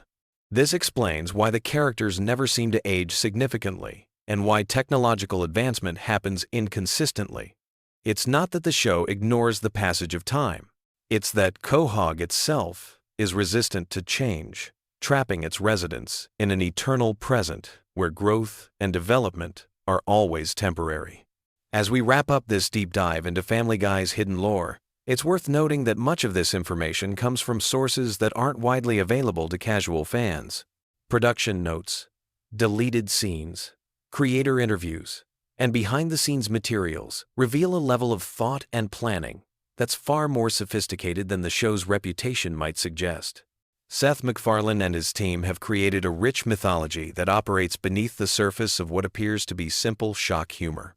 The next time you watch Family Guy, pay attention to the details we've discussed today.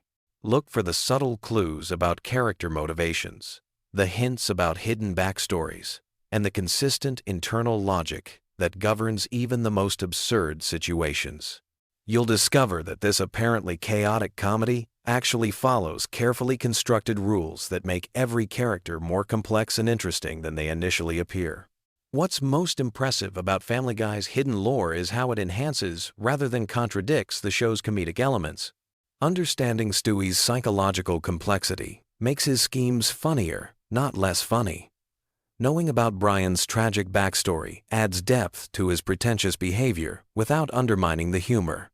Recognizing Meg's secret strength makes her mistreatment more poignant while still allowing the jokes to land. This is the mark of truly sophisticated comedy writing. The best humor comes from characters who feel real and situations that feel authentic, even when they're completely absurd. By building detailed backstories and consistent internal logic, the Family Guy writers created a foundation that supports both genuine emotional moments and outrageous comedic scenarios. So there you have it, the secret lore of Family Guy that changes everything about how you understand the show. From Stewie's artificial accent to Brian's laboratory origins, from Peter's defensive stupidity to Lois's suppressed identity, from Meg's conscious martyrdom to Quahog's temporal peculiarities. These hidden elements transform a seemingly simple cartoon into something much richer and more complex. Which of these revelations surprised you the most? Are there other aspects of Family Guy lore that you think deserve more attention? Let me know in the comments, and don't forget to subscribe for more deep dives into the hidden secrets of your favorite shows. Have you ever wondered why Family Guy has become the ultimate comfort show for falling asleep? Tonight we're diving deep into the sprawling universe of Seth MacFarlane's animated masterpiece, exploring every hidden detail, running gag, and piece of lore that makes this show the perfect bedtime companion for millions of viewers worldwide. From the moment Peter Griffin first stumbled across our screens in 1999, Family Guy created something unique in television history. Unlike other animated sitcoms that rely on continuous storylines, Family Guy mastered the art of episodic storytelling mixed with an intricate web of callbacks, references, and character development that spans over 2 decades. This combination creates the perfect storm for sleep-time viewing because your brain can follow along without needing to track complex plot threads while still being rewarded with layers of detail that reveal themselves on repeat viewings. The genius of Family Guy's structure lies in its cutaway gags, those seemingly random flashbacks and fantasy sequences that interrupt the main storyline. These moments serve a dual purpose in the sleep experience. They provide natural breakpoints where your mind can drift without losing the narrative thread, while simultaneously creating a dreamlike quality that mirrors the way our brains process information as we fall asleep. When Peter suddenly launches into a story about that time he worked as a Renaissance painter, or when the show cuts to a completely unrelated historical parody, it mimics the random associations our minds make in that drowsy state between waking and sleeping. Let's start with the Griffin family dynamics that form the foundation of this comfort viewing experience. Peter Griffin represents the archetypal bumbling father figure, but his character contains multitudes of backstory that unfold gradually throughout the series. His relationship with his father Francis, his complicated feelings about his biological father, Mickey, and his ongoing rivalry with the giant chicken Ernie create emotional anchors that ground even the most absurd episodes. These family connections provide a sense of stability and familiarity that translates perfectly to bedtime viewing. Lois Griffin serves as both the voice of reason and the enabler of chaos within the family structure. Her wealthy background, her musical aspirations, her brief flirtations with rebellion, and her unwavering devotion to her dysfunctional family create a maternal energy that many viewers find deeply comforting. The episodes that focus on Lois often explore themes of sacrifice, patience, and unconditional love, making them particularly soothing for nighttime consumption. The children of the Griffin household each bring their own unique energy to the sleep-time viewing experience. Meg's perpetual outsider status and her journey through adolescence provide moments of genuine pathos that balance the show's more chaotic elements. Her relationships with various boyfriends, her struggles with self-esteem, and her occasional moments of triumph create emotional beats that feel authentic even within the show's exaggerated reality. Chris Griffin's coming-of-age storylines offer a different kind of comfort, representing the awkwardness and uncertainty of teenage years with a gentle humor that never feels mean-spirited. His artistic talents, his romantic misadventures, and his generally good-hearted nature provide positive emotional anchors throughout the series. Then there's Stewie Griffin, perhaps the most complex character in the Family Guy universe. His evolution from world domination-obsessed infant to time-traveling genius to conflicted character, struggling with his identity, represents one of television's most subtle character developments.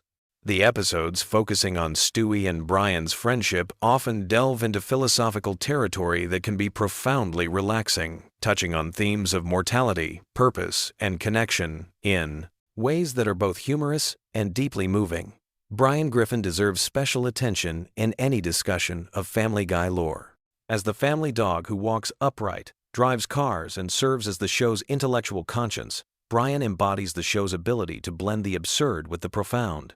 His struggles with alcoholism, his failed writing career, his romantic relationships, and his role as Stewie's best friend create some of the series' most emotionally resonant moments. The Brian-centered episodes often feature slower pacing and more introspective dialogue, making them ideal for winding down at the end of the day. The extended universe of Quahog, Rhode Island, provides an incredibly rich backdrop for sleep-time exploration. The town itself becomes a character, with its recurring locations like the Drunken Clam, the Quahog Mini-Mart, and the various restaurants and businesses that appear throughout the series. These familiar settings create a sense of place and community that many viewers find comforting, like returning to a hometown you know intimately. The show's extensive cast of recurring characters adds layers of familiarity and continuity that enhance the comfort viewing experience. Glenn Quagmire's outrageous behavior and his complex relationship with the Griffin family provides consistent laughs while also exploring themes of friendship and acceptance. Cleveland Brown's gentle nature and his role as Peter's voice of reason create moments of warmth and stability.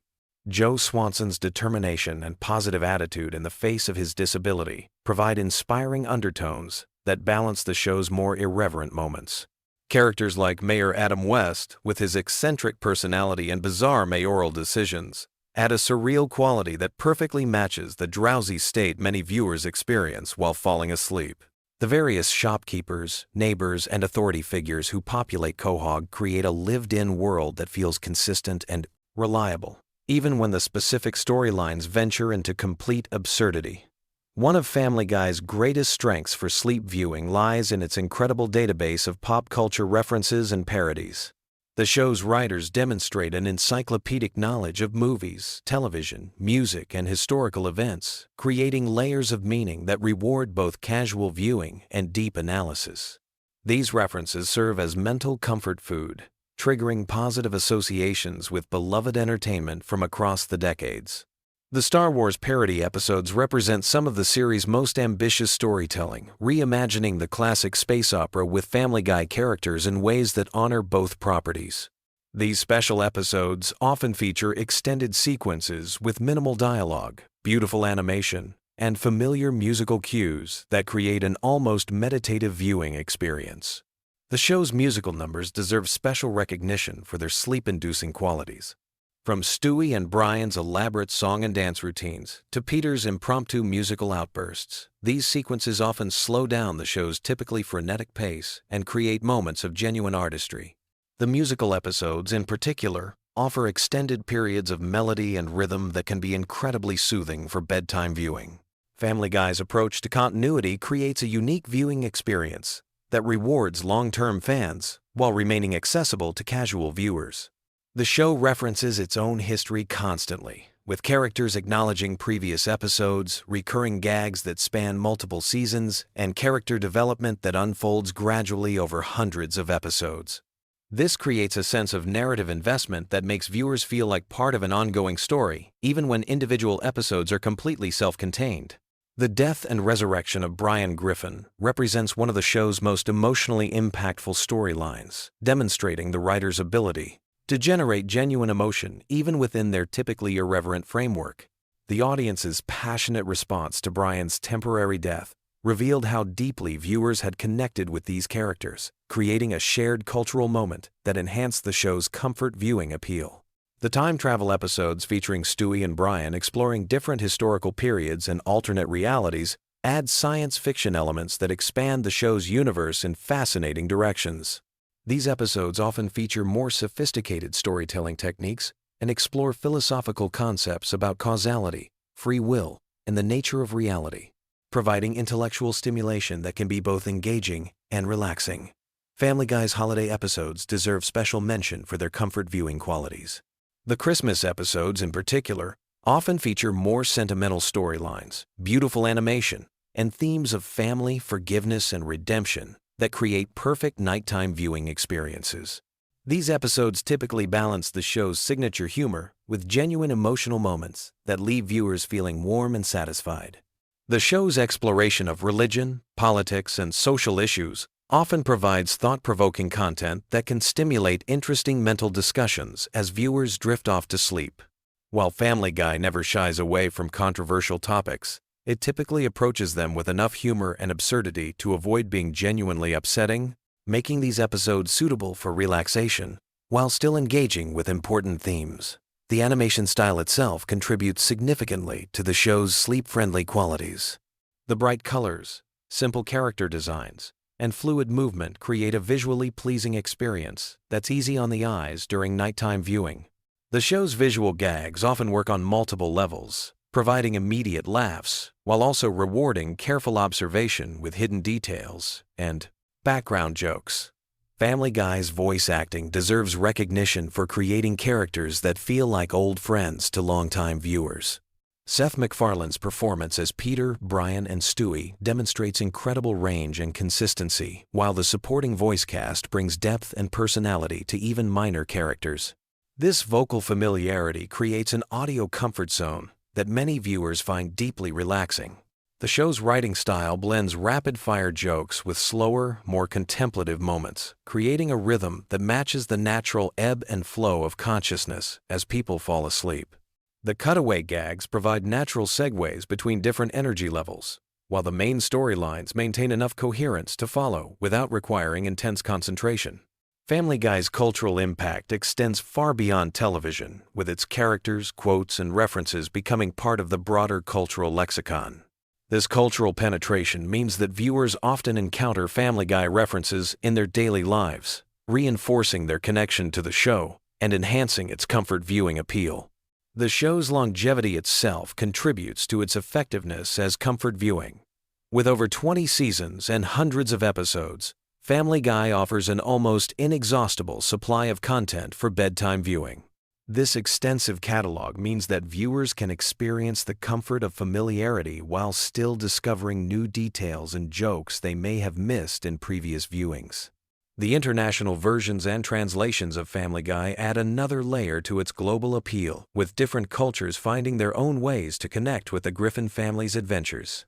This worldwide popularity creates a sense of shared experience that transcends cultural boundaries, making Family Guy a truly universal comfort viewing experience. As we wrap up this deep dive into the Family Guy universe, it becomes clear why this animated series has earned its place as the ultimate comfort show for millions of viewers worldwide. Its unique combination of episodic storytelling, rich character development, extensive pop culture knowledge, and perfect pacing creates an ideal environment for relaxation and sleep. Whether you're a longtime fan discovering new details in familiar episodes, or a newcomer exploring this vast animated universe for the first time, Family Guy offers a reliable source of comfort, humor, and gentle entertainment that can help ease the transition from the stresses of daily life into peaceful sleep. Sweet dreams, and remember, Family Guy will always be there when you need that perfect blend of familiarity and surprise to help you drift off into comfortable slumber. What if I told you that Family Guy was originally supposed to end after just 3 seasons, and that Seth MacFarlane almost died on September 11th, which completely changed the show's trajectory? The animated series that millions of people watch every day has some absolutely mind-blowing secrets hiding beneath its crude humor and cutaway gags that most fans have never heard about. I've spent countless hours diving deep into the production history, behind-the-scenes drama, and hidden connections that make Family Guy one of the most fascinating shows on television. From celebrity feuds that shaped entire storylines to animation techniques that revolutionized the industry, this show has more layers than you might imagine. Let me take you on a journey through the most incredible Family Guy secrets that will completely change how you watch the show. We're going to uncover everything from the real-life inspirations behind your favorite characters to the corporate battles that almost killed the series multiple times. Trust me, by the end of this video, you'll never look at Stewie, Peter, or even Brian the same way again. First, let's talk about something that literally saved Seth MacFarlane's life and indirectly saved Family Guy from never existing.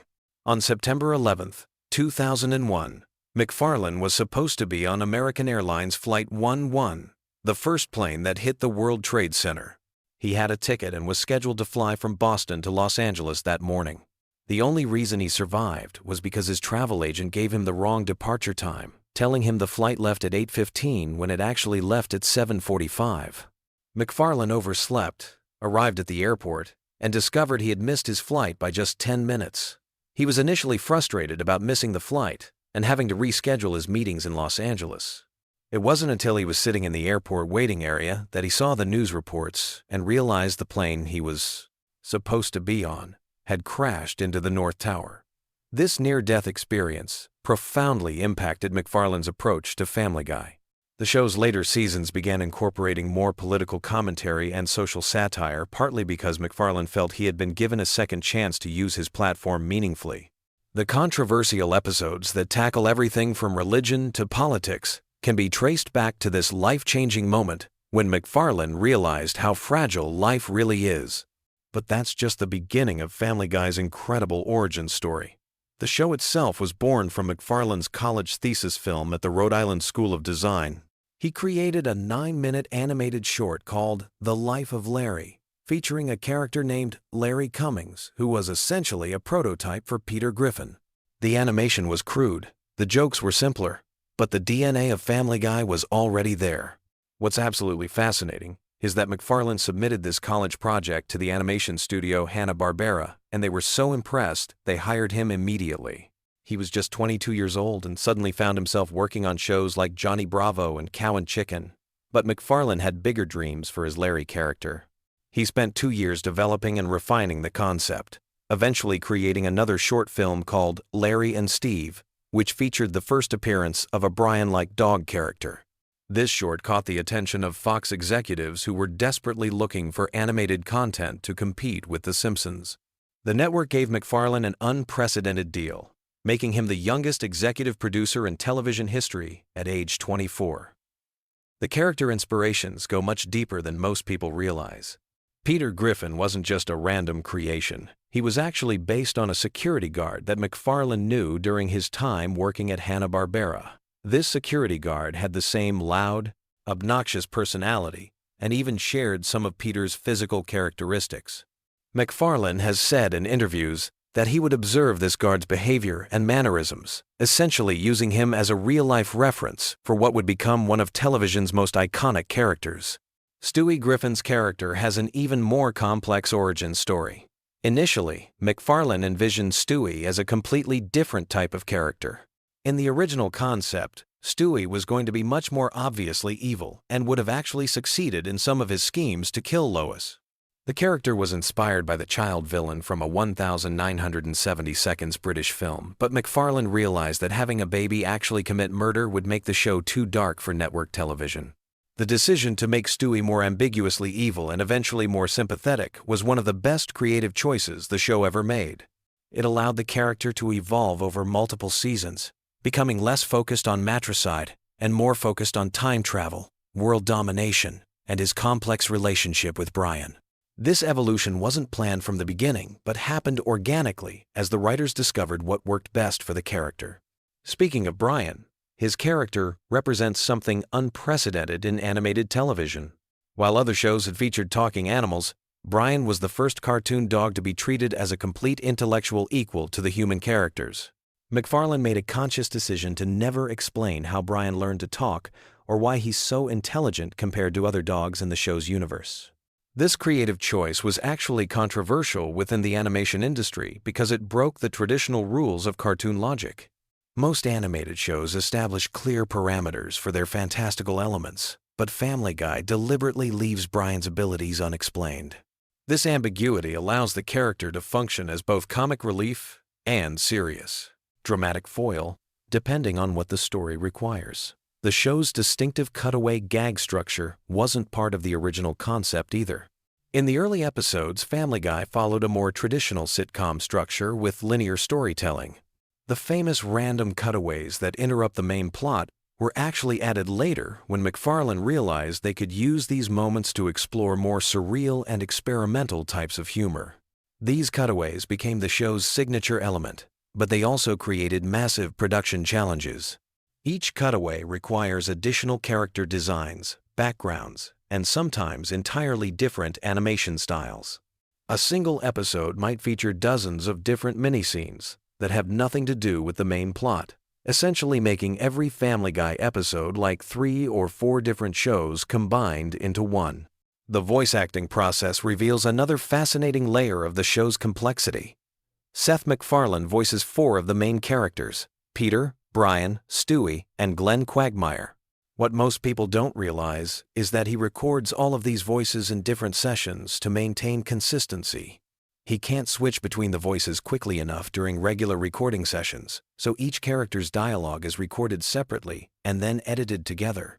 MacFarlane has mentioned that Peter Griffin's voice is the most physically demanding because it requires him to strain his vocal cords to achieve that distinctive gravelly tone. After long recording sessions, MacFarlane sometimes loses his natural speaking voice temporarily because of the physical stress of performing Peter's dialogue. The show's relationship with censorship has created some of the most interesting behind-the-scenes stories in television history. Family Guy pushes boundaries constantly, but there's actually a sophisticated system of negotiations between the writers and network censors. The writers deliberately include jokes that they know will be rejected, using them as bargaining chips to keep the jokes they really want. This strategy has allowed Family Guy to get away with content that would never make it onto other network shows. The censors focus their attention on the obviously problematic material, which gives the writers cover to include more subtle but equally controversial content. It's essentially a game of misdirection that happens during every episode's production process. One of the most significant moments in Family Guy history happened when the show was actually canceled by Fox in 2002 after just 3 seasons. The network executives felt the show was too expensive to produce and wasn't attracting enough viewers in key demographics. This cancellation seemed like the end of the story, but something unprecedented happened next. The show's reruns on Cartoon Network's Adult Swim block became incredibly popular, attracting larger audiences than the original Fox broadcasts had achieved. Simultaneously, the Family Guy DVD sales broke records for animated television releases. Fans were literally buying seasons of a canceled show faster than DVDs of shows that were still in production. This combination of strong cable ratings and exceptional DVD sales convinced Fox to bring Family Guy back from the dead, making it the first canceled series in television history to be revived based primarily on home video performance. The revival created a new business model that other networks began copying, proving that traditional ratings weren't the only way to measure a show's value. The resurrection of Family Guy also changed how the show approached storytelling. When MacFarlane returned to production, he knew the show had been given an unlikely second chance, and this awareness influenced the writing in subtle but important ways. The characters became more self-aware, the jokes became more metatextual, and the show began directly addressing its own cancellation and revival in various episodes. Behind the scenes, the animation process for Family Guy utilizes techniques that most viewers never notice, but which significantly impact the show's distinctive look.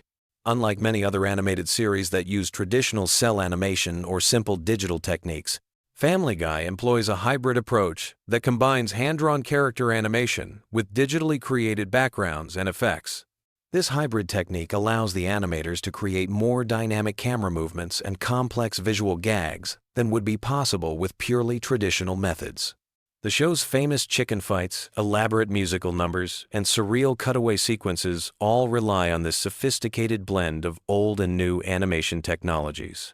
The writing room for Family Guy operates differently from most television shows because of the unique challenges created by the cutaway structure.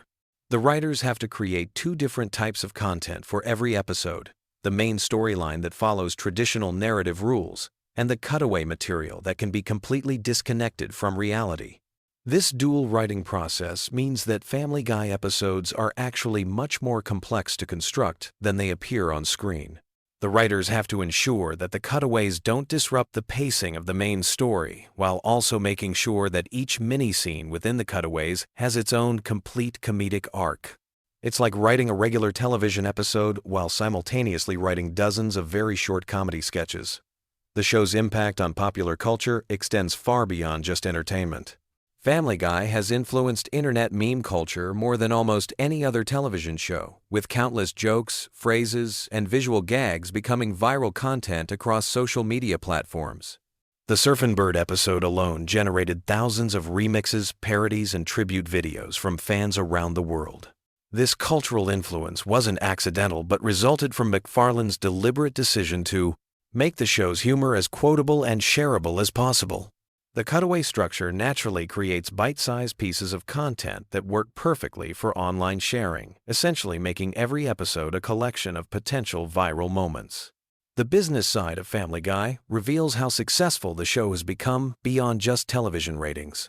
The merchandise empire includes everything from action figures to video games, generating hundreds of millions of dollars in revenue annually. The show's characters have appeared in commercials, theme park attractions, and even academic studies about animation and comedy. What makes this commercial success particularly interesting is that it happened despite the show being canceled once and facing constant criticism from various groups. Family Guy proved that controversial content could be incredibly profitable if it connected with audiences authentically, creating a template that many other shows have tried to follow. The voice cast beyond Seth MacFarlane includes some fascinating stories about how actors were recruited and how their characters evolved. Alex Borstein, who voices Lois Griffin, was actually hired before the show was even greenlit by Fox. MacFarlane was so impressed by her audition that he wrote additional material specifically for her character, expanding Lois's role far beyond what was originally planned. Mila Kunis, who voices Meg Griffin, was just 14 years old when she started working on the show. Her voice literally changed during the early seasons as she went through adolescence while recording the character. The producers had to make subtle adjustments to accommodate her changing vocal range, creating a unique situation where a cartoon character's voice evolved naturally over time. The show's approach to celebrity guest stars differs significantly from other animated series. While The Simpsons typically has celebrities play versions of themselves, Family Guy often has famous actors' voice, completely original characters, or play historical figures in cutaway gags. This approach allows the show to utilize celebrity talent in more creative and unexpected ways. Some of the most memorable Family Guy moments feature celebrities doing things they would never do on other shows. Precisely because the animated format and the show's irreverent tone give everyone involved permission to be more experimental. The result is guest performances that often become more famous than the celebrities' live-action work. The international versions of Family Guy reveal how the show's humor translates across different cultures and languages. The cutaway gags often require complete restructuring for international audiences because the references are too specifically American to make sense in other countries. Foreign language versions sometimes feature entirely different jokes that serve the same comedic function but use locally relevant references. This localization process has created dozens of different versions of Family Guy that share the same characters and basic structure, but feature significantly different content. In some ways, these international versions are like alternate universe versions of the show, exploring how the same comedic sensibilities might express themselves in different cultural contexts. The technological evolution of Family Guy's production reflects broader changes in the animation industry. Early episodes were produced using techniques that were already becoming obsolete, while recent seasons utilize cutting-edge digital tools that would have been impossible when the show first aired. Despite these technical advances, the show has maintained its distinctive visual style by deliberately limiting how much the animation quality improves. This conscious decision to maintain visual consistency has allowed Family Guy to feel timeless in ways that many other long-running animated series don't achieve. Episodes from different decades can be watched together without jarring visual discontinuities, creating a cohesive viewing experience across more than 20 years of production. The legacy of Family Guy extends beyond entertainment into academic and cultural analysis. Universities offer courses that study the show as an example of postmodern comedy, examining how its cutaway structure reflects contemporary media consumption patterns and attention spans. The show has essentially become a case study in how traditional narrative techniques can be deconstructed while still maintaining audience engagement. As Family Guy continues into its third decade of production, its influence on comedy, animation, and popular culture remains undeniable. From Seth MacFarlane's near-death experience that changed everything, to the unprecedented cancellation and revival that rewrote television business models, the show represents one of the most fascinating success stories in entertainment history. The next time you watch Peter Griffin stumble through another ridiculous adventure or listen to Stewie's sophisticated observations, remember that you're experiencing the result of countless creative decisions, business battles, and pure accidents that somehow combine to create something truly unique in television history. Did you know that Family Guy was actually canceled twice by Fox and nearly became lost media forever? Or that Seth MacFarlane almost died in the September 11th attacks but missed his flight because of a hangover? Welcome to the bizarre, twisted, and absolutely fascinating world of Family Guy lore that most fans have never heard about. I'm talking about secrets so wild that they make the show's most outrageous episodes look tame by comparison. We're diving deep into the creation myths, the behind-the-scenes drama, the near-death experiences, and the corporate battles that shaped one of television's most controversial animated series. Trust me, by the end of this video, you'll never watch Family Guy the same way again. Let's start with something that will blow your mind. Seth MacFarlane, the creator and voice of Peter Griffin, Brian, and Stewie, was supposed to be on American Airlines Flight 111 on September 11th, 2001. That's right. The same flight that crashed into the North Tower of the World Trade Center. But here's the crazy part. He overslept because he was hungover from a party the night before and his travel agent had given him the wrong departure time. If he had made that flight, Family Guy would never have existed beyond its first season, and animation history would be completely different. But that's just the beginning of this incredible story. Family Guy has one of the most bizarre resurrection tales in television history. The show premiered in 1999 and was actually performing decently in the ratings, but Fox kept moving it around to different time slots. You know how networks love to do that, right? Well, they moved it so many times that viewers couldn't keep track of when it was on. Eventually, Fox canceled it in 2002 after just 3 seasons. Here's where it gets interesting, though. While the show was dead on television, something magical was happening in the afterlife. Adult Swim picked up the syndication rights and started airing reruns late at night. College students and young adults discovered the show and fell in love with it. At the same time, DVD sales were going through the roof. The first season DVD became one of the best-selling TV show DVDs of all time, and suddenly Fox realized they had made a massive mistake. So in 2005, Fox did something almost unprecedented in television history. They brought back a canceled show based purely on DVD sales and cable reruns. Family Guy became the first show ever to be revived solely because of its success in syndication and home video. It was like watching a TV show literally rise from the dead. But the resurrection story gets even weirder. When Fox brought the show back, they didn't just order a few episodes to test the waters. They ordered 53 new episodes right off the bat. That's an enormous vote of confidence for a show that had already been canceled once. Seth MacFarlane suddenly went from unemployed animator to one of the most powerful people in Hollywood practically overnight. Now let's talk about the creative origins of the show, because they're absolutely fascinating. Seth MacFarlane created Family Guy when he was just 24 years old, fresh out of the Rhode Island School of Design. But here's what most people don't know. The show was originally pitched as a much more traditional family sitcom. The early concepts were way more grounded and realistic than what we ended up with. The character of Peter Griffin was originally going to be much more like a typical TV dad, still bumbling and overweight, but not the complete psychopath we know and love today. Stewie wasn't even going to be particularly smart or evil in the original concept. He was just going to be a regular baby with maybe slightly advanced vocabulary. Brian was going to be a normal dog who occasionally made witty observations but wasn't going to be a full conversation partner for the family. What changed everything was Seth MacFarlane's love of old Hollywood and classic animation. He grew up watching Looney Tunes, Tom and Jerry, and classic Disney cartoons, and he wanted to bring that level of visual comedy and surreal humor to primetime television. The problem was that most networks were terrified of anything too weird or experimental. Fox, however, was in a unique position in the late 90s. The Simpsons had proven that animated shows could work in prime time, but Fox was still considered the edgy, rebellious network. They were willing to take risks that ABC, CBS, and NBC would never consider. So when Seth pitched his cartoon about a dysfunctional family in Rhode Island, Fox was intrigued enough to order a pilot. The pilot episode is actually incredibly different from the show we know today.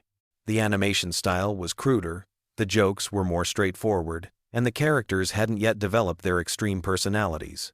If you watch that original pilot, you can barely recognize it as the same show.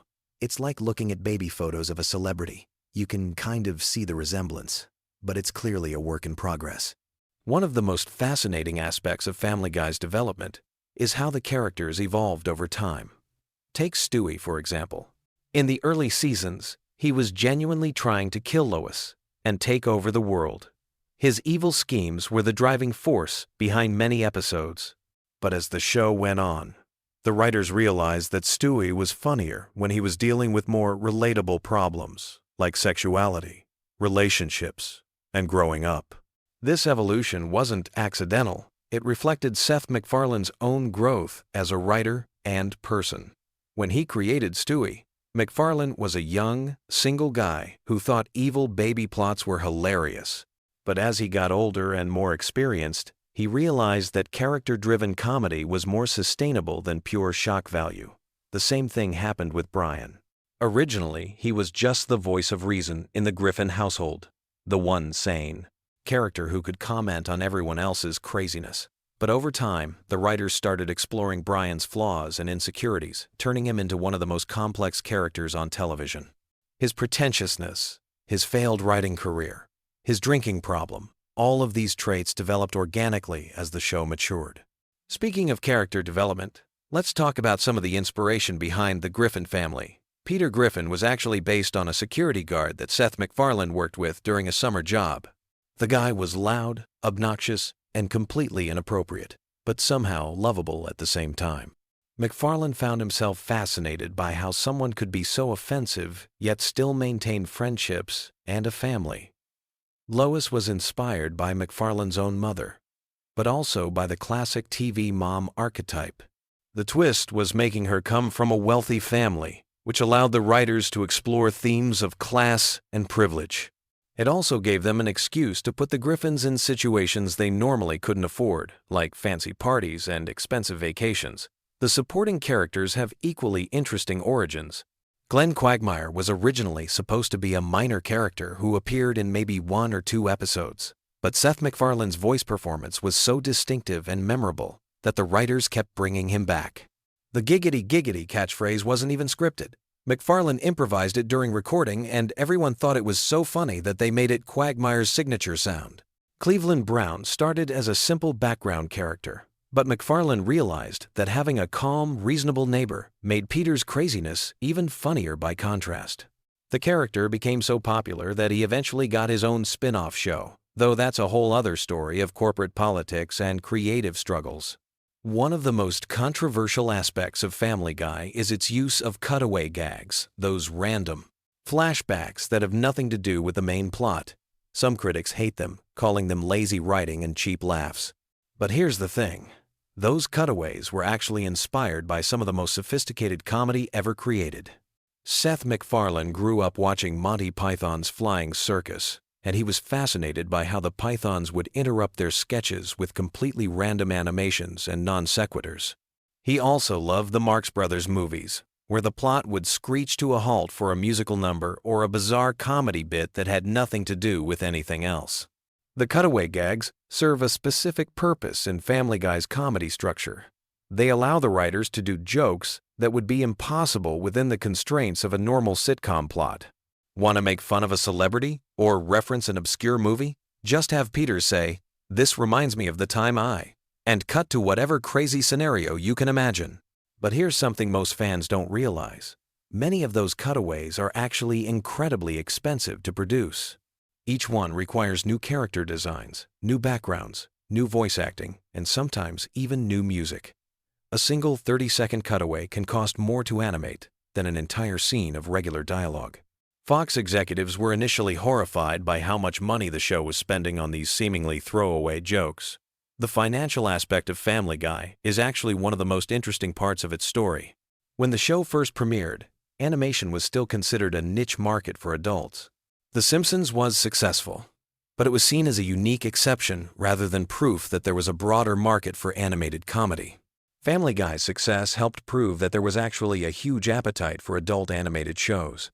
This paved the way for series like American Dad, The Cleveland Show, Archer, Rick and Morty, and countless others.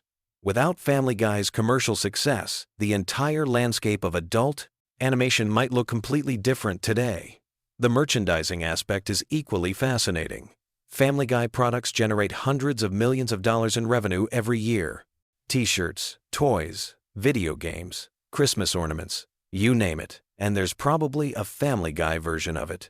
The Stewie character alone has spawned an entire industry of baby-themed merchandise with surprisingly dark humor. But perhaps the most interesting aspect of Family Guy's cultural impact is how it changed the way we think about offensive comedy. The show pushes boundaries that would have been unthinkable on television even 10 years before it premiered. Yet somehow, it manages to get away with jokes that would destroy other shows. The secret is in the show's self-awareness. Family Guy knows that it's offensive, and it's constantly making jokes about its own offensiveness. When Peter does something terrible, the other characters usually call him out on it. When the show makes a controversial reference, it often follows it up with a joke about how inappropriate the reference was. This meta-humor creates a kind of protective bubble around the show's more controversial content. Viewers understand that they're not supposed to take Peter Griffin seriously as a role model. He's clearly meant to be a cautionary tale about what happens when someone has no filter and no self-awareness. The voice acting on Family Guy deserves its own deep dive because it's honestly incredible. Seth MacFarlane voices 4 of the main characters: Peter, Brian, Stewie, and Glenn Quagmire, plus dozens of supporting characters and celebrity impersonations. His range is absolutely mind-blowing when you really think about it. But here's what's even more impressive. MacFarlane often records conversations between his own characters. That means he's essentially having entire dramatic scenes with himself, switching between voices and maintaining the emotional continuity of multiple characters simultaneously. It's like watching a one-man theater performance every time you see Peter and Brian have a heart-to-heart conversation. The other voice actors are equally talented. Alex Borstein, who voices Lois, also does dozens of supporting characters, including the Griffin's maid Consuela. Mila Kunis took over the voice of Meg after the first season, and her performance evolved from simple teenager dialogue to some of the show's most emotionally complex moments. Seth Green voices Chris Griffin, and his portrayal perfectly captures that awkward teenage energy. Green actually ad-libs a lot of Chris's dialogue, particularly the character's weird sound effects and random observations. Many of Chris's funniest moments come from Green just improvising during recording sessions. The show's relationship with Fox has always been complicated and fascinating. On one hand, Family Guy makes enormous amounts of money for the network. On the other hand, it constantly creates controversy and pushes the boundaries of what's acceptable on broadcast television. There have been numerous instances where Fox executives have asked the writers to tone down certain jokes or storylines. Sometimes the writers comply, but often they find creative ways to work around the censorship. This has led to some incredibly clever wordplay and visual innuendo that's actually funnier than whatever the original joke was going to be. The international success of Family Guy is another interesting chapter in its story. The show airs in dozens of countries around the world, and each market has its own unique censorship challenges. Some countries cut entire scenes, while others dub over offensive dialogue with completely different jokes. In some markets, Stewie's sexuality is completely removed from his character arc. In others, references to religion or politics are heavily edited. This has created dozens of different versions of the show, each tailored to local sensitivities and cultural norms. Looking at Family Guy's legacy today, it's clear that the show fundamentally changed television comedy. It proved that audiences were hungry for more experimental, boundary-pushing content. It showed that animation could be a vehicle for sophisticated adult humor, not just children's entertainment. The show also pioneered many techniques that are now standard in comedy writing. The use of pop culture references as comedic shorthand, the mixing of high and low culture, the willingness to completely abandon plot for the sake of a good joke. These are all techniques that you can see in countless comedies today. But perhaps most importantly, Family Guy proved that television shows could have multiple lives. The fact that it survived cancellation and came back stronger than ever showed other creators that there were new paths to success beyond traditional network approval. As we wrap up this deep dive into Family Guy lore, it's worth noting that the show is still evolving and changing. Seth MacFarlane has stepped back from day-to-day involvement to focus on other projects, but the show continues under new leadership. Each season brings new controversies, new characters, and new ways to push the boundaries of what's possible on television. Whether you love it or hate it, Family Guy has left an indelible mark on popular culture. It's a show that dared to be different, survived multiple attempts to kill it, and emerged as one of the most successful and influential comedies of the modern era. And honestly, that's pretty giggity if you ask me.